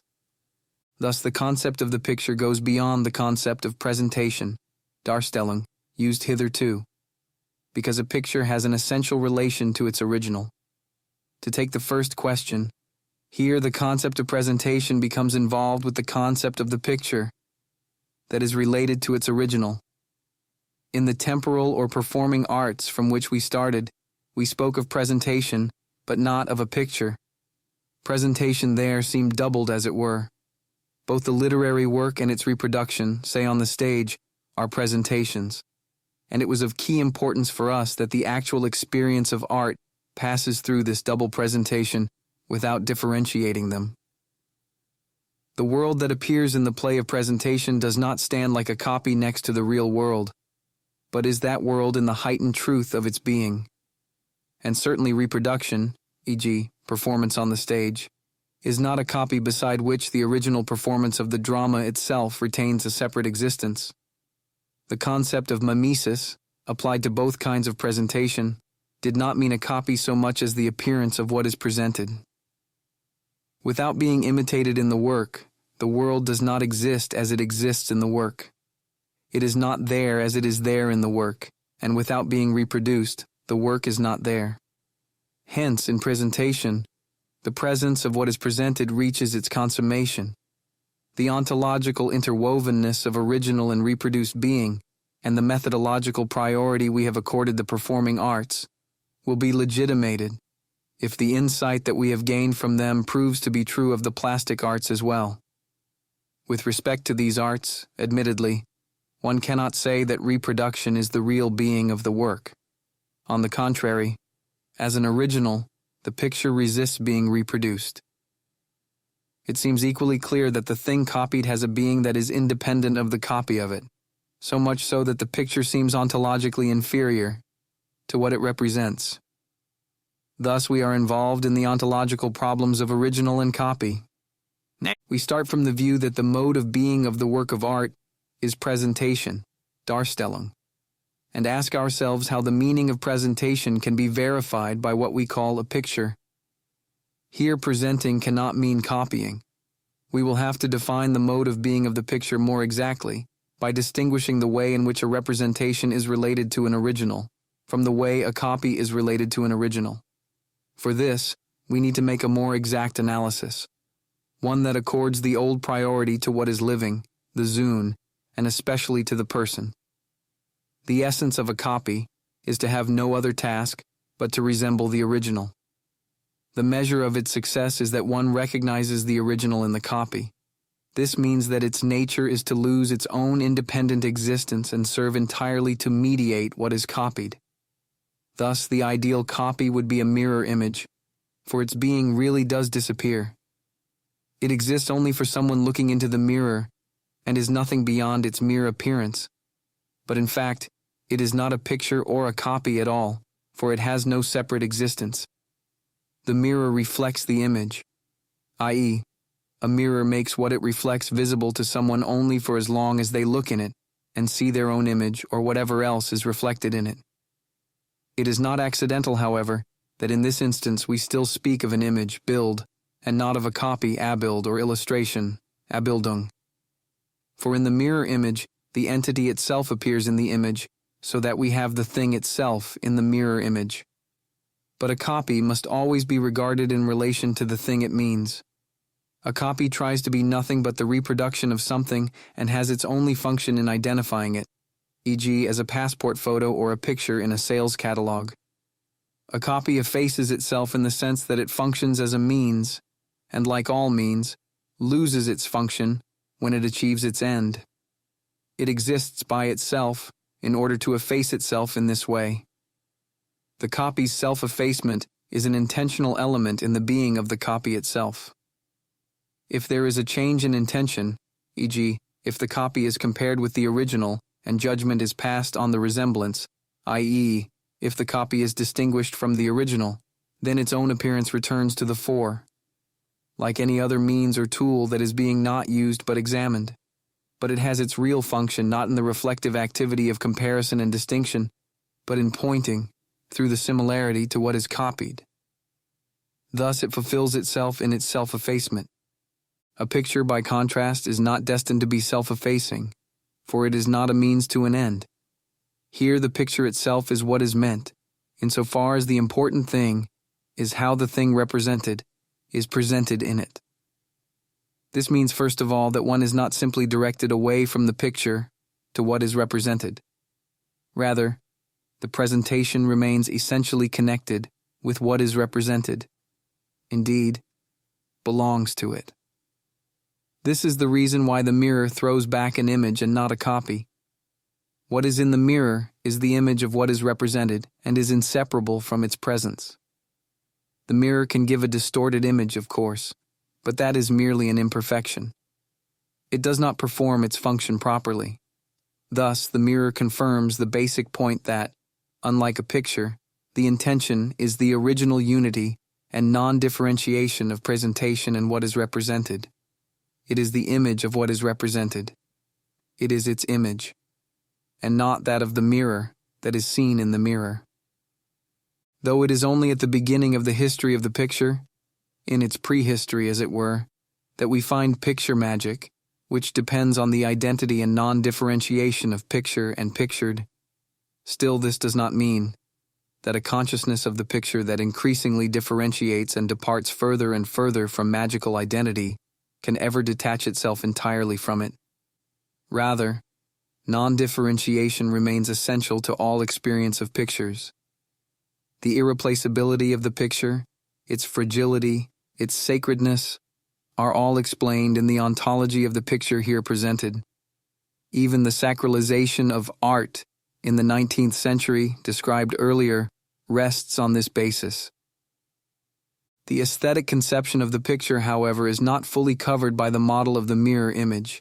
It only shows the ontological inseparability of the picture from what is represented. But this is important enough, since it makes clear that the primary intention in the case of a picture is not to differentiate between what is represented and the presentation. That special intention of differentiation that we called aesthetic differentiation is only a secondary structure based on this. It distinguishes the representation as such from what is represented.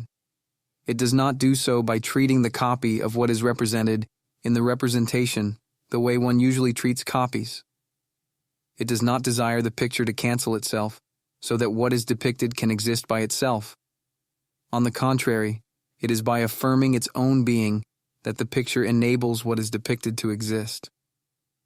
At this point, the mirror image can guide us no further as a model. The mirror image is a mere appearance, i.e., it has no real being and is understood in its fleeting existence as something that depends on being reflected. But the picture has its own being. This being as presentation, as precisely that in which it is not the same as what is represented, gives it the positive distinction of being a picture, as opposed to a mere reflected image. Even today's mechanical techniques can be used in an artistic way, when they bring out something that is not to be found simply by looking. This kind of picture is not a copy, for it presents something which, without it, would not present itself in this way. It says something about the original, e.g., a good photo portrait. Hence, presentation remains essentially tied to the original represented in it, but it is more than a copy. That the representation is a picture and not the original itself does not mean anything negative, any mere diminution of being, but rather an autonomous reality. So the relation of the picture to the original is basically quite different than in the case of a copy.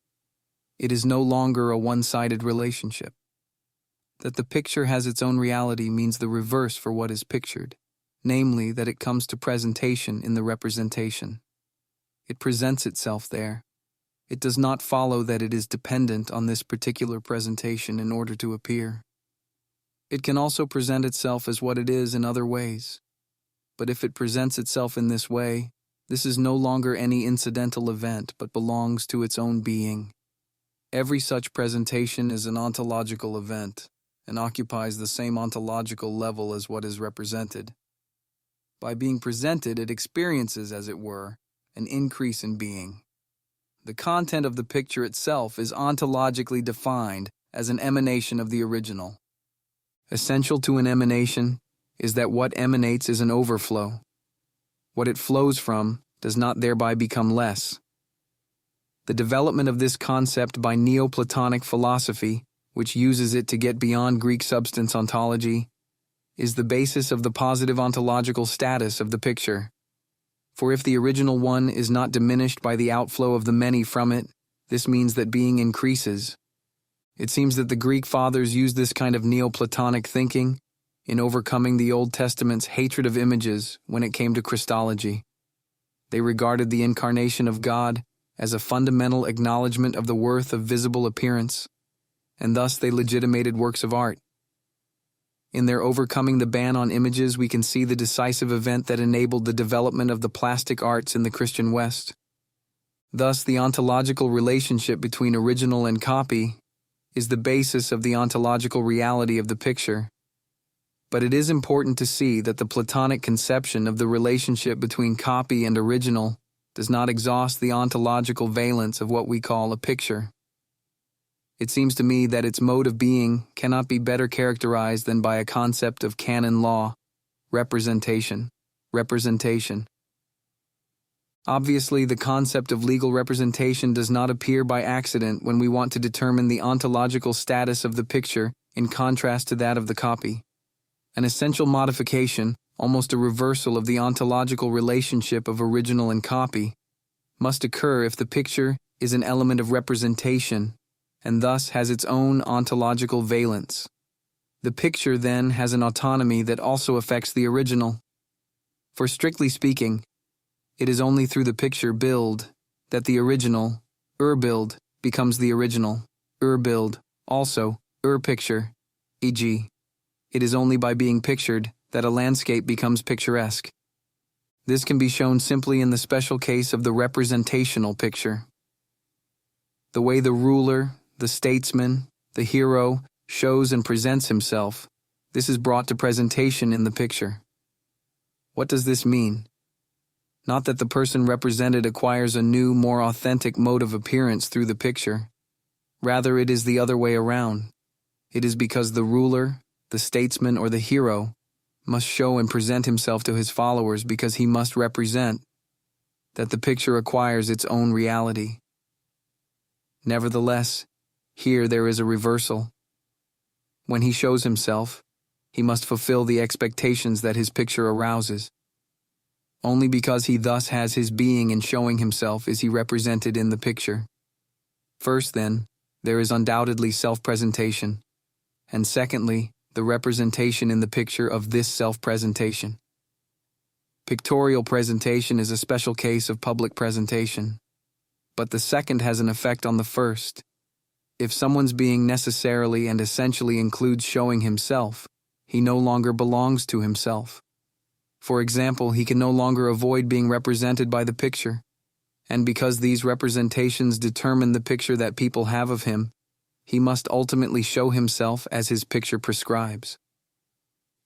Paradoxical as it may sound, the original acquires an image only by being imaged, and yet the image is nothing but the appearance of the original. So far we have verified this ontology of the picture by secular examples. But as we know, only the religious picture, build, also image, displays the full ontological power of the picture. For it is really true that the divine becomes picturable only through the word and image. Thus the religious picture has an exemplary significance. In it we can see without any doubt that a picture is not a copy of a copied being, but is in ontological communion with what is copied. It is clear from this example that art, as a whole, and in a universal sense, increases the picturability of being. Word and image are not mere imitative illustrations, but allow what they present to be for the first time fully what it is. In the history of art, we see the ontological aspect of the picture in the special problem of the rise and change of types. The uniqueness of these relations seems to derive from the fact that here there is a dual creation of pictures. Inasmuch as plastic art does to the poetic and religious tradition what the latter already does itself. Herodotus's notorious statement that Homer and Hesiod created the Greek gods means that they introduced the theological system of a family of gods into the varied religious tradition of the Greeks, and thus created distinct forms, both in form and function, in Greek, eidos. Here, poetry did the work of theology. By articulating the gods' relations to one another, it set up a systematic whole. It made possible the creation of fixed types, and gave plastic art the task of forming and transforming them. As the poetic word goes beyond local cults and unifies religious consciousness, it presents plastic art with a new task. For the poetic always retains a curiously indeterminate quality, in that through the intellectual universality of language, it presents something that remains open to all kinds of imaginative elaboration. It is plastic art that fixes and, to that extent, creates the types. This is true even when one does not confuse creating an image of the divine with inventing gods, and refuses Feuerbach's reversal of the Imago Dei thesis of Genesis.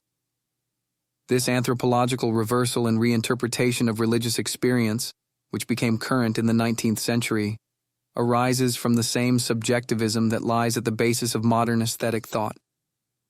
In countering this subjectivist attitude of modern aesthetics, I developed the concept of play as the event of art proper. This approach has now proved its value, in that the picture, and with it, the whole of art that is not dependent on being reproduced and performed, is an event of being, and therefore cannot be properly understood as an object of aesthetic consciousness. Rather, it is to be grasped in its ontological structure by starting from such phenomena as that of presentation. The picture is an event of being. In it being appears, meaningfully and visibly. The quality of being an original is thus not limited to the copying function of the picture, and thus not to representational painting and sculpture in particular, architecture being completely excluded. The quality of being an original, rather, is an essential element founded in the fact that art is by nature presentational. The ideality of the work of art does not consist in its imitating and reproducing an idea, but as with Hegel, in the appearing of the idea itself. On the basis of such an ontology of the picture, the primacy which aesthetic consciousness accords the frame picture that belongs in a collection of paintings can be shown to fail. The picture contains an indissoluble connection with its world, the ontological foundation of the occasional and the decorative. If we begin with the fact that the work of art cannot be understood in terms of aesthetic consciousness, then many phenomena of marginal importance to modern aesthetics become less problematical and indeed, even move into the center of an aesthetic questioning that is not artificially truncated. I refer to such things as portraits, poems dedicated to someone, or even references to contemporary events in comedy. The aesthetic concepts of the portrait, the dedicated poem, the contemporary allusion are, of course, themselves constructed from the point of view of aesthetic consciousness. For aesthetic consciousness, what is common to all of these is the occasionality that characterizes such art forms. Occasionality means that their meaning and contents are determined by the occasion for which they are intended, so that they contain more than they would without this occasion. Hence, the portrait is related to the man represented, a relation that is not just dragged in, but is expressly intended in the representation itself, and indeed makes it a portrait. The important thing is that this occasionality belongs to the work's own claim, and is not something forced on it by its interpreter. This is why such art forms as the portrait, where such occasionality is patent, have no real place in an aesthetics based on the concept of experience, eriebnis. By way of its own pictorial content, a portrait contains a relation to its original. This does not simply mean that the picture is like the original, but rather that it is a picture of the original. This becomes clear when we distinguish it from the way a painter uses a model in a genre picture or a figure composition. In a portrait, the individuality of the person portrayed is represented. If, however, in a genre picture the model appears to be an individual, an interesting type whom the painter has got to sit for him, then this is an objection to the picture. For one then no longer sees what the painter presents in the picture, but its untransformed material. Hence it destroys the meaning of the picture of a figure if we recognize the painter's usual model in it. For a model is a disappearing schema. The relation to the original that served the painter must be effaced in the picture. We also call a model something that enables something else that cannot be perceived to become visible, e.g. the model of a house or an atom. Painters' models are not meant as themselves. They serve only to wear a costume or to make gestures clear. like dressed-up dolls. Contrariwise, someone represented in a portrait is so much himself that he does not appear to be dressed up, even if the splendid costume he is wearing attracts attention, for splendor of appearance is part of him. He is the person who he is for others. The interpreter who reads works of literature in terms of their biographical or historical sources is sometimes no better than the art historian who examines the works of a painter in terms of his models. The difference between the model and the portrait shows us what occasionality means here. Occasionality in the sense intended clearly lies in what the work itself claims to mean, in contradistinction from whatever is discovered in it, or can be deduced from it that goes against this claim. A portrait asks to be understood as a portrait, even when the relation to the original is practically crushed by the pictorial content specific to the picture. This is particularly clear in the case of pictures that are not portraits but contain elements of portraiture, so to speak. They too cause one to inquire into the originals recognizable behind the picture, and therefore they are more than a mere model, simply a disappearing schema. It is the same with works of literature, which can contain portraits without therefore necessarily falling a victim to the indiscretion of being a pseudo-artistic Roman clef. However fluid and controversial the borderline between an intentional allusion referring to something specific and other documentary aspects of a work, there is still the basic question whether one accepts the work's claim to meaning or simply regards it as a historical document that one merely interrogates. The historian will seek out every element that can tell him something of the past, even if it counters the work's claim to meaning. He will examine works of art in order to discover the models, that is, the connections with their own age that are woven into them, even if they remained invisible to contemporary observers and are not important for the meaning of the whole. This is not occasionality in the sense intended here, which pertains rather to those instances in which alluding to a particular original is part of a work's own claim to meaning. It is not then left to the observer's whim to decide whether or not a work has such occasional elements. A portrait really is a portrait, and does not become one just through and for those who recognize the person portrayed. Although the relation to the original resides in the work itself, it is still right to call it occasional.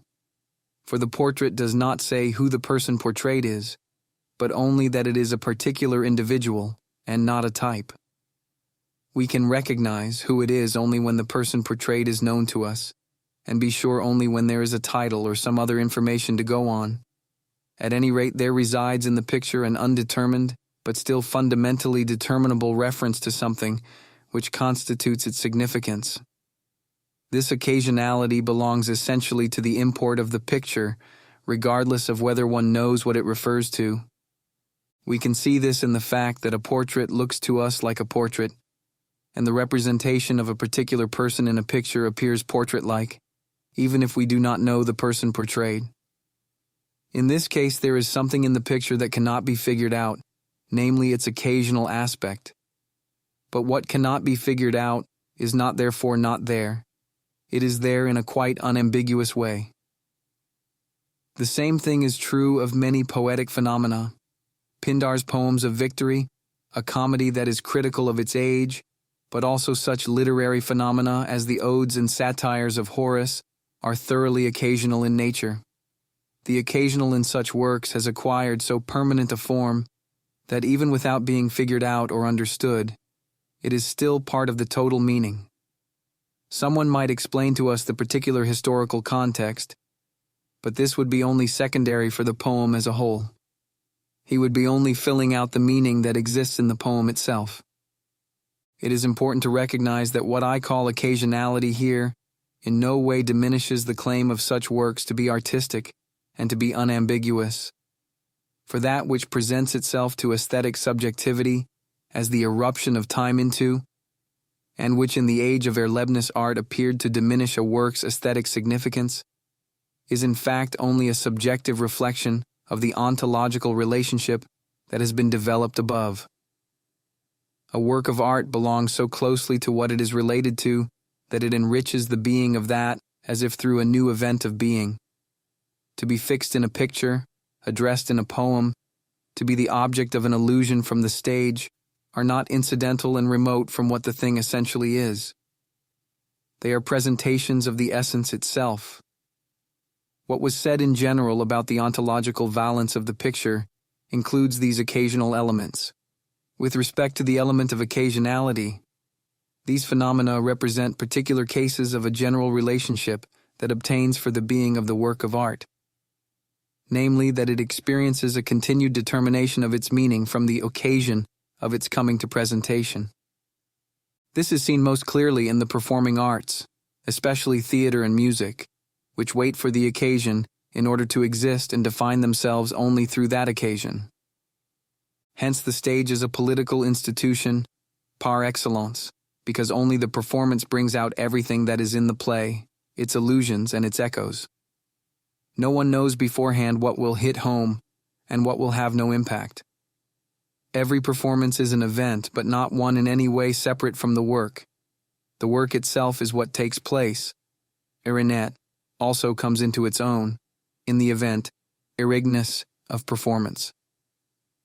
To be occasional is essential to it. The occasion of the performance makes it speak and brings out what is in it. The director who stages the play displays his skill in being able to make use of the occasion, but he acts according to the directions of the writer, whose whole work is a stage direction. This is quite clearly the case with a musical work. The score is really only a set of directions.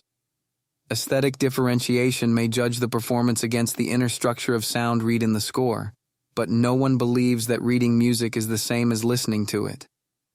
Essential to dramatic or musical works, then, is that their performance at different times and on different occasions is, and must be, different. Now it is important to see that, mutatis mutandis, the same is true of the plastic arts. But in them too it is not the case that the work exists, and seek, and only the effect varies. It is the work of art itself that displays itself under various conditions. The viewer of today not only sees things in a different way, he sees different things. We have only to recall how the idea of the pale marble of antiquity has governed our taste since the Renaissance, and even our attitude to preservation, or how the purest spirituality of Gothic cathedrals reflects the classicist feeling of the Romantic North. But specifically occasional art forms, such as the parabasis in classical comedy or caricature in politics, which are intended for a quite specific occasion, and finally the portrait as well, are fundamentally forms of the universal occasionality, characteristic of the work of art, inasmuch as it determines itself anew from occasion to occasion.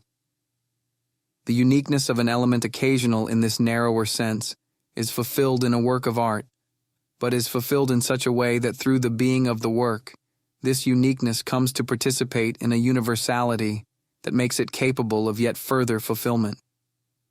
Thus the work's unique relation to the occasion can never be finally determined, but though indeterminable, this relation remains present and effective in the work itself.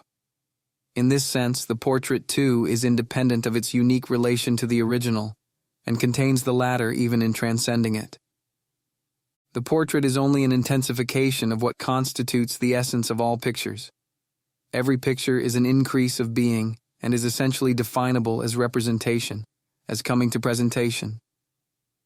In the special case of the portrait, this representation acquires a personal significance, in that here an individual is presented in a representative way. For this means that the person represented represents himself in his portrait and is represented by his portrait. The picture is not just an image, and certainly not just a copy. It belongs to the present or to the present memory of the man represented. This is its real nature. To that extent, the portrait is a special case of the general ontological valence that we have assigned to the picture as such. What comes into being in it is not contained in what acquaintances can already see in the person portrayed.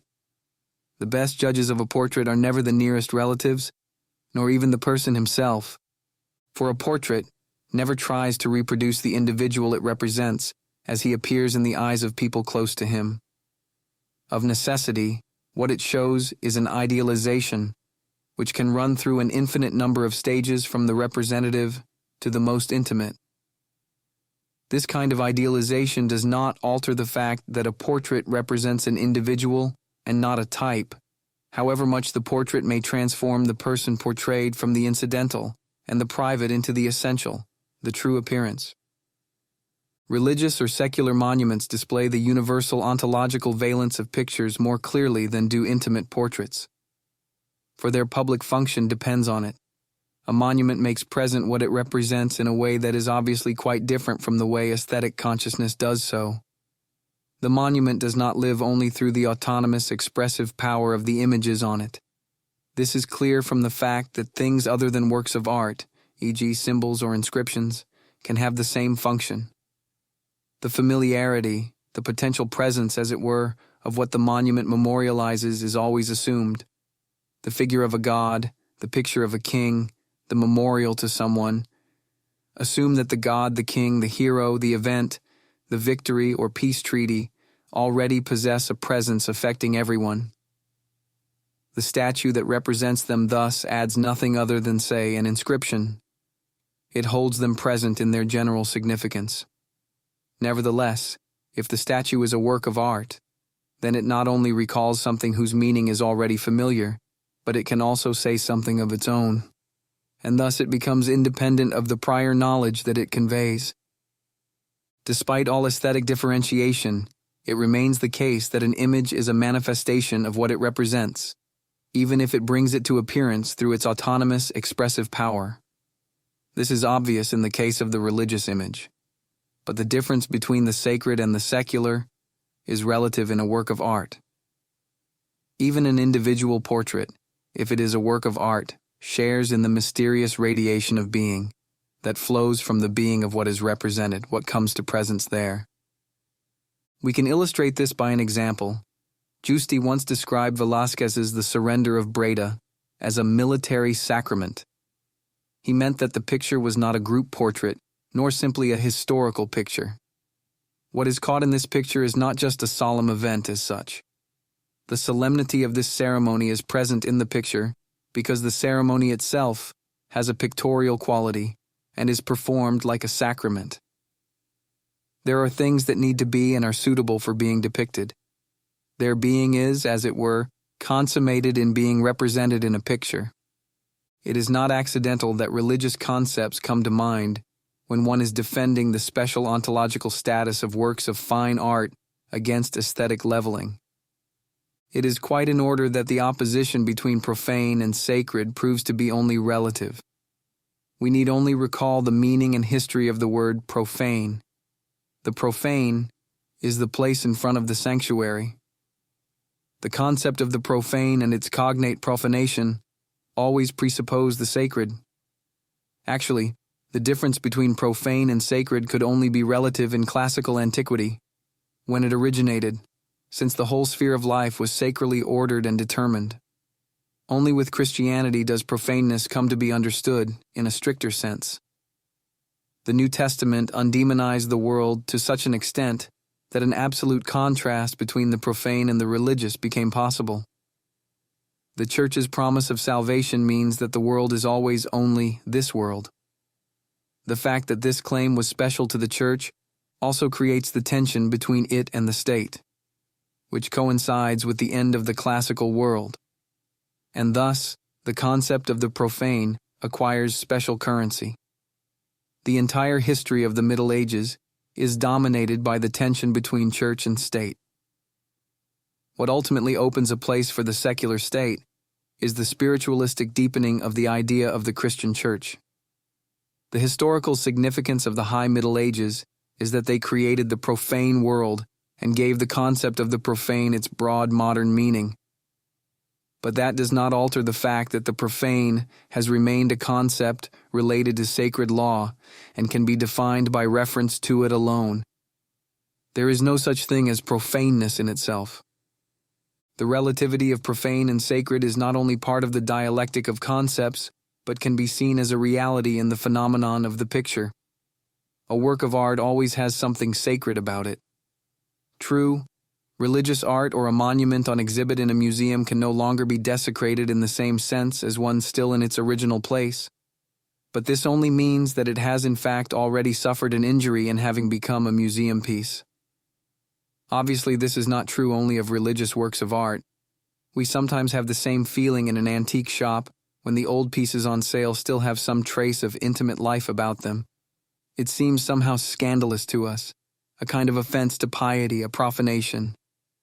Ultimately, every work of art has something about it that protests against profanation. This seems decisively proved by the fact that even pure aesthetic consciousness is acquainted with the idea of profanation. It always perceives the destruction of works of art as a sacrilege. The German word Frevel is now rarely used except in the phrase Kunstfrevel. There is plenty of evidence that this feature is characteristic of the modern aesthetic religion of culture. For example, the word vandalism, which goes back to medieval times, only became popular in reaction to the Jacobins' destructiveness during the French Revolution. To destroy works of art is to violate a world protected by its holiness. Even an autonomous aesthetic consciousness cannot deny that art is more than such consciousness would admit. All these considerations justify characterizing the mode of being of art in general in terms of presentation, Darstellung. This includes play, Spiel, and picture, Bild, communion, and representation. The work of art is conceived as an event of being, Sinnesvorgang, and the abstraction performed by aesthetic differentiation is dissolved. A picture is an event of presentation. Its being related to the original is so far from lessening its ontological autonomy that, on the contrary, I had to speak in regard to the picture of an increase of being. Using religious concepts thus proved appropriate. Now, it is important not to confuse the special sense of presentation proper to the work of art with the sacred representation performed by, say, the symbol. Not all forms of representation have the character of art. Symbols and badges are also forms of representation. They too indicate something, and this makes them representations. In the logical analysis of the nature of expression and meaning undertaken during the last few decades, the structure of indicating, common to all these forms of representation, has been investigated in unusually great detail. I mention this work here for another reason. We are primarily concerned not with the problem of meaning, but with the nature of a picture. We want to grasp its distinctive nature without being confused by the abstraction performed by aesthetic consciousness. And so to discover both similarities and difference, we need to examine the nature of indicating. The essence of the picture is situated, as it were, halfway between two extremes. These extremes of representation are pure indication, Verweisung, also reference, which is the essence of the sign, and pure substitution, Vertreten, which is the essence of the symbol. There is something of both in a picture. Its representing includes indicating what is represented in it. We saw that this emerges most clearly in specific forms, such as the portrait, for which the relation to the original is essential. At the same time, a picture is not a sign, Zeichen, for a sign is nothing but what its function requires, and that is to point away from itself. In order to fulfill this function, of course, it must first draw attention to itself. It must be striking. That is, it must clearly foreground itself and present itself as an indicator, like a poster. But neither a sign nor a poster is a picture. It should not attract attention to itself in such a way that one lingers over it, for it is there only to make present something that is absent, and to do so in such a way that the absent thing, and that alone, comes to mind. It should not invite the viewer to pause over its own intrinsic pictorial interest. The same is true of all signs, for instance, traffic signs, bookmarks, and the like. There is something schematic and abstract about them, because they point not to themselves but to what is not present, e.g., to the curve ahead or to one's page. Even natural signs, e.g., indications of the weather, function as signs only by way of an abstraction. If we look at the sky and are filled with the beauty of what we see there and linger over it, we experience a shift in attention that causes its sign character to retreat into the background. Of all signs, the memento most seems to have a reality of its own.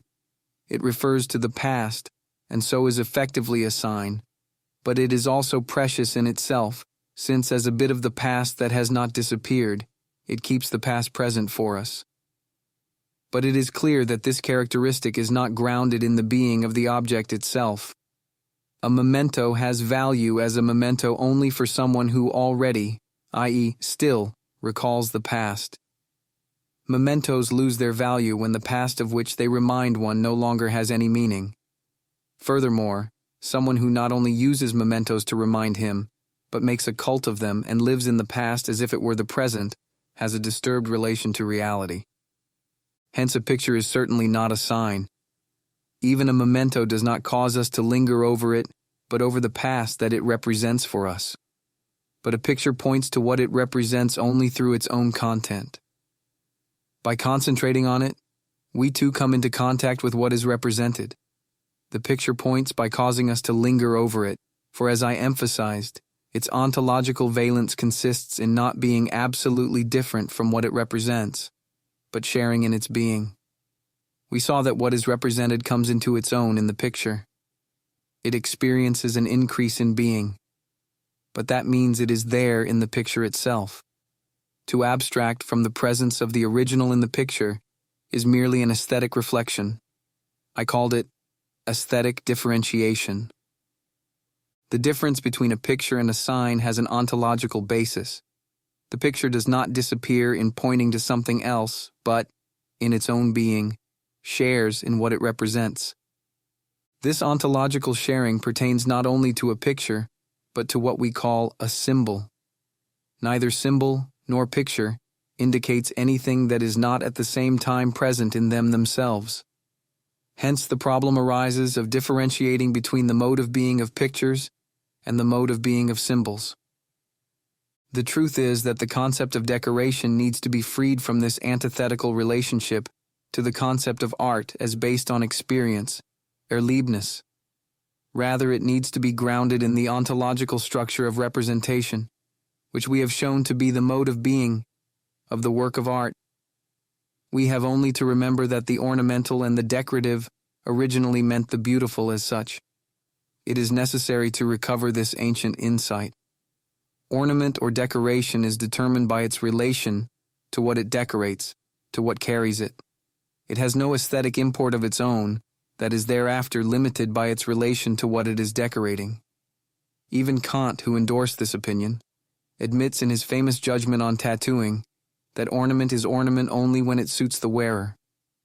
It is part of taste not only to judge something to be beautiful per se, but also to know where it belongs and where not. Ornament is not primarily something by itself that is then applied to something else, but belongs to the self-presentation of its wearer. Ornament, too, belongs to presentation, but presentation is an event of being. It is representation. An ornament, a decoration, a piece of sculpture set up in a chosen place are representative in the same sense that, say, the church where they are found is itself representative. Hence the concept of the decorative serves to complete our inquiry into the mode of being of the aesthetic. Later we will see other reasons for reinstating the old, transcendental meaning of the beautiful. What we mean by representation is, at any rate, a universal ontological structural element of the aesthetic, an event of being, not an experiential event that occurs at the moment of artistic creation and is merely repeated each time in the mind of the viewer.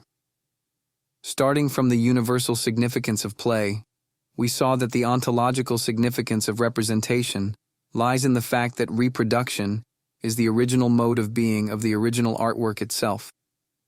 Now we have confirmed that painting and the plastic arts generally have, ontologically speaking, the same mode of being. The specific mode of the work of art's presence is the coming to presentation of being. The borderline position of literature. Now we must test whether the ontological perspective I have developed for art applies to the mode of being of literature. Here there does not appear to be any presentation that could claim an ontological valence of its own. Reading is a purely interior mental process.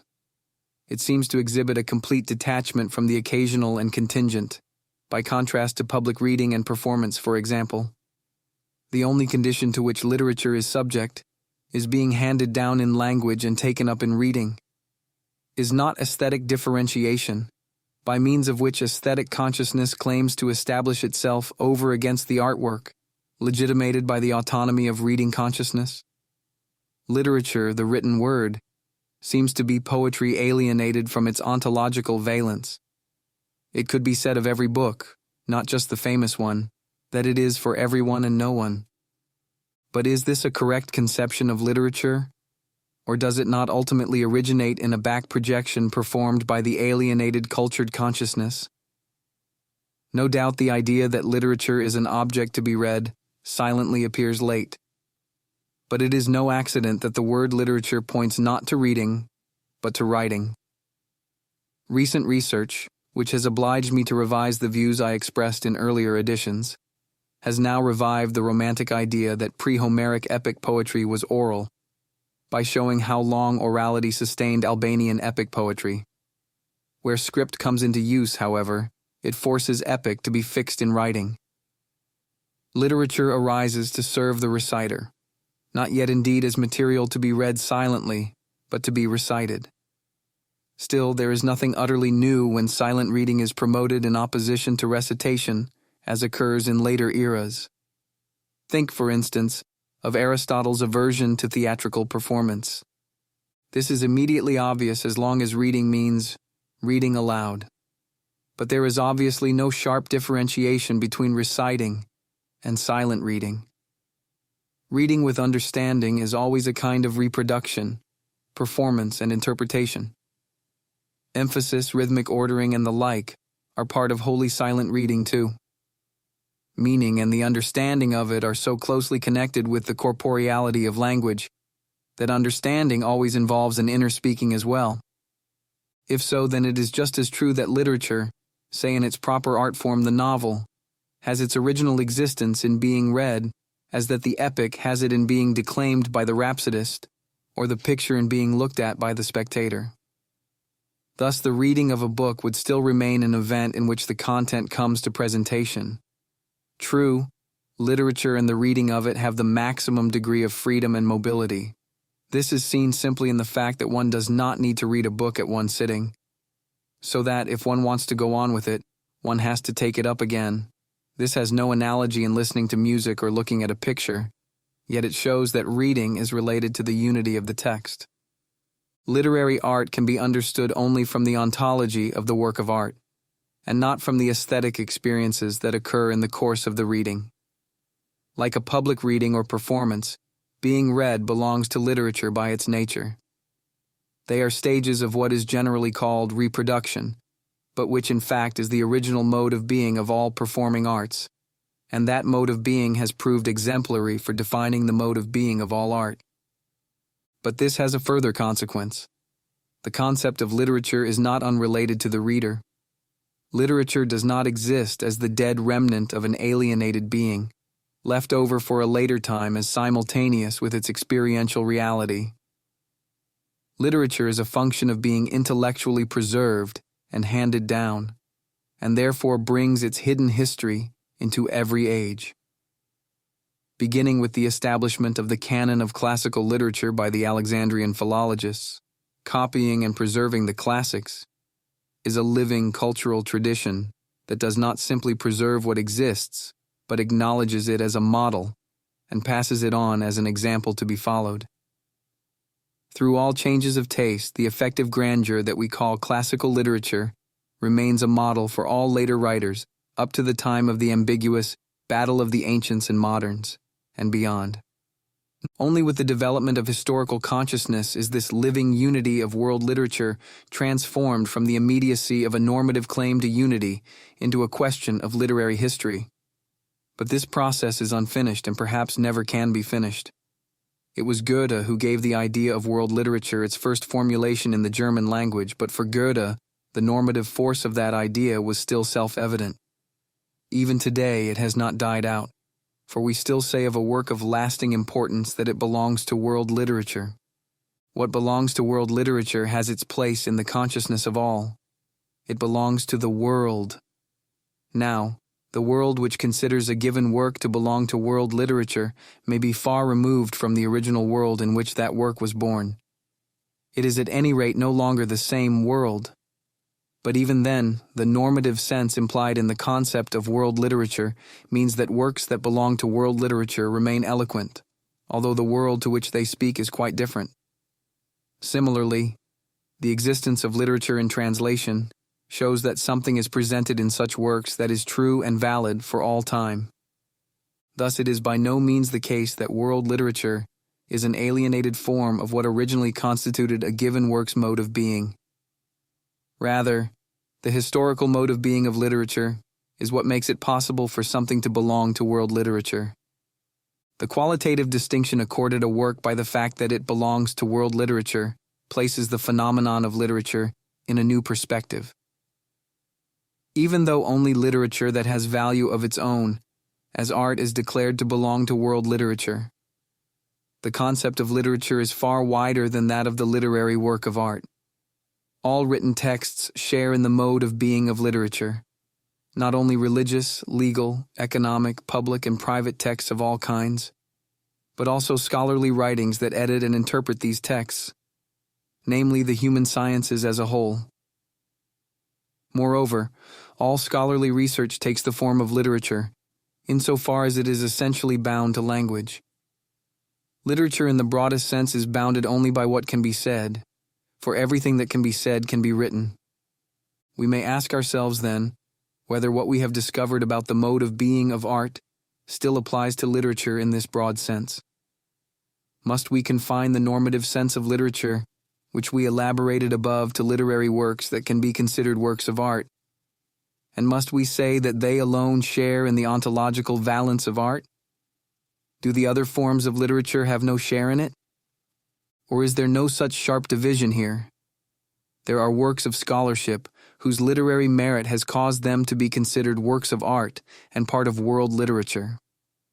This is clear from the point of view of aesthetic consciousness, inasmuch as the latter does not consider the significance of such works' contents, but only the quality of their form as important.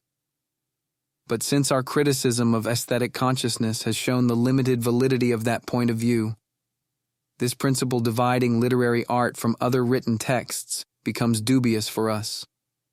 We have seen that aesthetic consciousness is unable to grasp the essential truth even of literary art. For literary art has in common with all other texts the fact that it speaks to us in terms of the significance of its contents.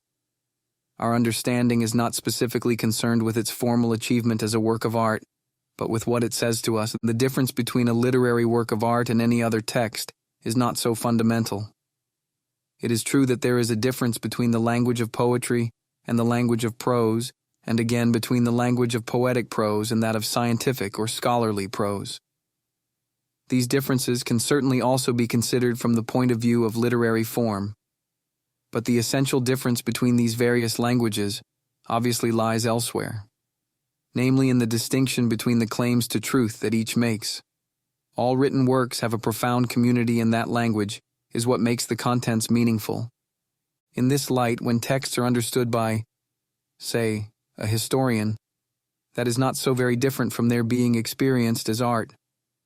And it is not mere chance that the concept of literature embraces not only works of literary art, but everything passed down in writing. At any rate, it is not by chance that literature is the place where art and science merge. The mode of being of a text has something unique and incomparable about it. It presents a specific problem of translation to the understanding. Nothing is so strange, and at the same time so demanding, as the written word. Not even meeting speakers of a foreign language can be compared with this strangeness, since the language of gesture and of sound is always in part immediately intelligible. The written word, and what partakes of it, literature, is the intelligibility of mind, transferred to the most alien medium. Nothing is so purely the trace of the mind as writing, but nothing is so dependent on the understanding mind either. In deciphering and interpreting it, a miracle takes place. The transformation of something alien and dead into total contemporaneity and familiarity. This is like nothing else that comes down to us from the past. the remnants of past life, what is left of buildings, tools, the contents of graves, are weather-beaten by the storms of time that have swept over them, whereas a written tradition once deciphered and read is to such an extent pure mind that it speaks to us as if in the present. That is why the capacity to read, to understand what is written, is like a secret art, even a magic that frees and binds us. In it, time and space seem to be superseded. People who can read what has been handed down in writing produce and achieve the sheer presence of the past. Hence, we can see that in our context, despite all aesthetic distinctions, the concept of literature is as broad as possible. Just as we were able to show that the being of the work of art is play, and that it must be perceived by the spectator in order to be actualized, volendet. So also, it is universally true of texts that only in the process of understanding them is the dead trace of meaning transformed back into living meaning. We must ask whether what we found to be true of the experience of art is also true of texts as a whole, including those that are not works of art. We saw that the work of art is actualized only when it is presented, and we were drawn to the conclusion that all literary works of art are actualized only when they are read. Is this true also of the understanding of any text? Is the meaning of all texts actualized only when they are understood? In other words, does being understood belong to the meaning of a text, just as being heard belongs to the meaning of music? Can we still talk of understanding if we are as free with the meaning of the text as the performing artist with his score? Reconstruction and integration as hermeneutic tasks. The classical discipline concerned with the art of understanding texts is hermeneutics. If my argument is correct, however, the real problem of hermeneutics is quite different from what one might expect. It points in the same direction in which my criticism of aesthetic consciousness has moved the problem of aesthetics. In fact, hermeneutics would then have to be understood in so comprehensive a sense as to embrace the whole sphere of art and its complex of questions. Every work of art, not only literature, must be understood like any other text that requires understanding, and this kind of understanding has to be acquired. This gives hermeneutical consciousness a comprehensiveness that surpasses even that of aesthetic consciousness. Aesthetics has to be absorbed into hermeneutics. This statement not only reveals the breadth of the problem, but is substantially accurate. Conversely, hermeneutics must be so determined as a whole that it does justice to the experience of art. Understanding must be conceived as a part of the event in which meaning occurs, the event in which the meaning of all statements, those of art and all other kinds of tradition, is formed and actualized. In the 19th century, the hermeneutics that was once merely ancillary to theology and philology was developed into a system and made the basis of all the human sciences. It wholly transcended its original pragmatic purpose of making it possible, or easier, to understand written texts. It is not only the written tradition that is estranged and in need of new and more vital assimilation. Everything that is no longer immediately situated in a world, that is, all tradition, whether art or the other spiritual creations of the past, law, religion, philosophy, and so forth, is estranged from its original meaning, and depends on the unlocking and mediating spirit that we, like the Greeks, name after Hermes, the messenger of the gods. It is to the rise of historical consciousness that hermeneutics owes its centrality within the human sciences. But we may ask whether the whole extent of the problem that hermeneutics poses can be adequately grasped on the basis of the premises of historical consciousness. Previous work in this field, primarily Wilhelm Dilthey's hermeneutical grounding of the human sciences and his research into the rise of hermeneutics, determined in its way the dimensions of the hermeneutical problem. Today's task could be to free ourselves from the dominant influence of Dilthey's approach to the question and from the prejudices of the discipline that he founded, namely, Geistesgeschichte, intellectual history. To give a preliminary sketch of what is involved and to combine the systematic result of my argument so far with the new extension of the problem, let us consider first the hermeneutical task set by the phenomenon of art. However, clearly I showed that aesthetic differentiation was an abstraction that could not supersede the artworks belonging to its world. It remains irrefutable that art is never simply past but is able to overcome temporal distance by virtue of its own meaningful presence. Hence, art offers an excellent example of understanding in both respects. Even though it is no mere object of historical consciousness, understanding art always includes historical mediation. What, then, is the task of hermeneutics in relation to it? Schleiermacher and Hegel suggest two very different ways of answering this question. They might be described as reconstruction and integration.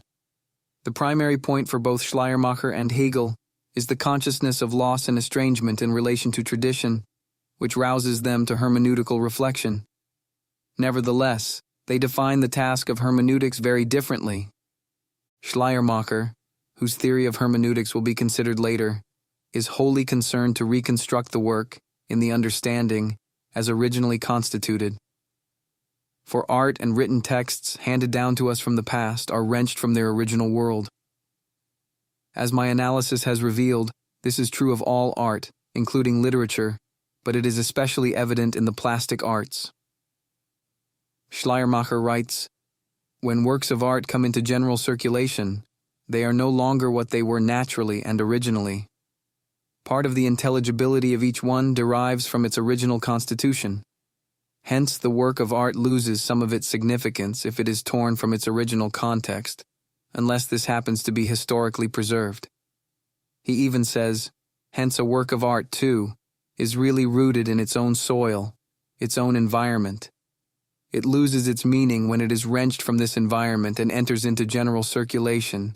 It is like something that has been saved from the fire, but still bears the burn marks upon it. Does it not follow, then, that the work of art enjoys its true significance only where it originally belongs? Does grasping its significance, then, mean somehow reconstructing this original world? If we acknowledge that the work of art is not a timeless object of aesthetic experience, but belongs to a world that alone determines its full significance, it would seem to follow that the true significance of the work of art can be understood only in terms of its origin and genesis within that world.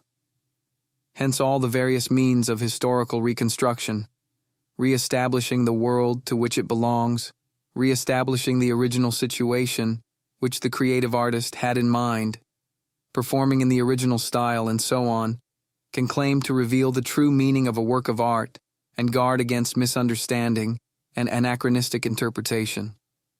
This is, in fact, Schleiermacher's conception and the tacit premise of his entire hermeneutics. According to Schleiermacher, historical knowledge opens the possibility of replacing what is lost and reconstructing tradition, inasmuch as it restores the original occasion and circumstances. Hermeneutics endeavors to rediscover the nodal point in the artist's mind that will render the significance of his work fully intelligible. Just as in the case of other texts, it tries to reproduce the writer's original process of production. Reconstructing the conditions in which a work passed down to us from the past was originally constituted is undoubtedly an important aid to understanding it.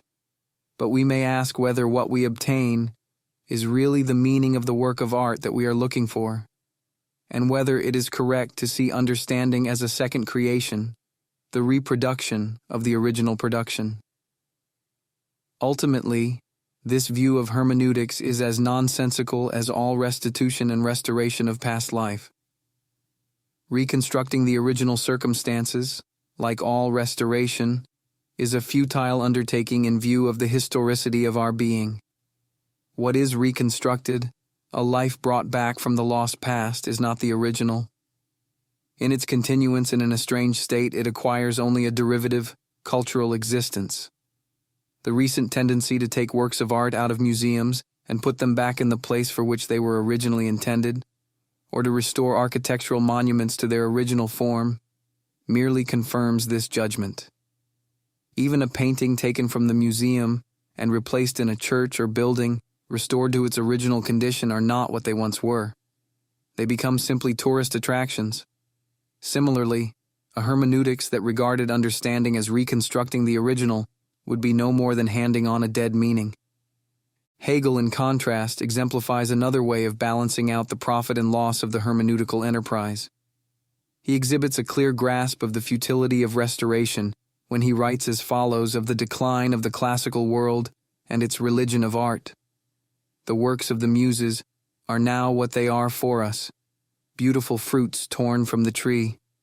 A friendly fate presents them to us as a girl might offer those fruits. We have not the real life of their being, the tree that bore them, the earth and elements, the climate that constituted their substance, the seasonal changes that governed their growth. Nor does fate give us, with those works of art, their world. The spring and summer of the moral life in which they bloomed and ripened, but only the veiled memory of this reality. And he calls the relationship of posterity to those works of art that have been handed down an external activity that wipes spots of rain or dust from this fruit. And instead of the internal elements of the surrounding productive and life-giving reality of the moral world, it substitutes the elaborate structure of the dead elements of its external existence, of language, of its historical features, and so forth. And this not in order to live within that reality, but merely to represent it within oneself. What Hegel is describing here is precisely what is involved in Schleiermacher's prescription for historical preservation, except that with Hegel there is a negative emphasis. The search for the occasional circumstances that would fill out the significance of works of art cannot succeed in reconstructing them. They remain fruit torn from the tree. Putting them back in their historical context does not give us a living relationship with them, but rather a merely ideative representation, Vorstellung. Hegel does not deny the legitimacy of adopting a historical approach to the art of the past. On the contrary, he affirms the principle of art historical research.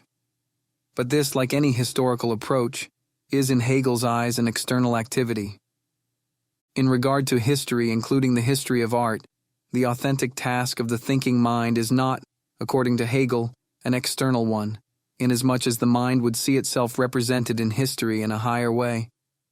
Developing his image of the girl who offers the fruit torn from the tree, he writes, "But just as the girl who presents the plucked fruit is more than nature, that presented it in the first place with all its conditions and elements, trees, air, light, and so on, insofar as she combines all these in a higher way in the light of self-consciousness in her eyes and in her gestures, so also the spirit of destiny which gives us these works of art is greater than the ethical life and reality of a particular people, for it is the interiorizing recollection, Erinnerung, of the still externalized spirit manifest in them.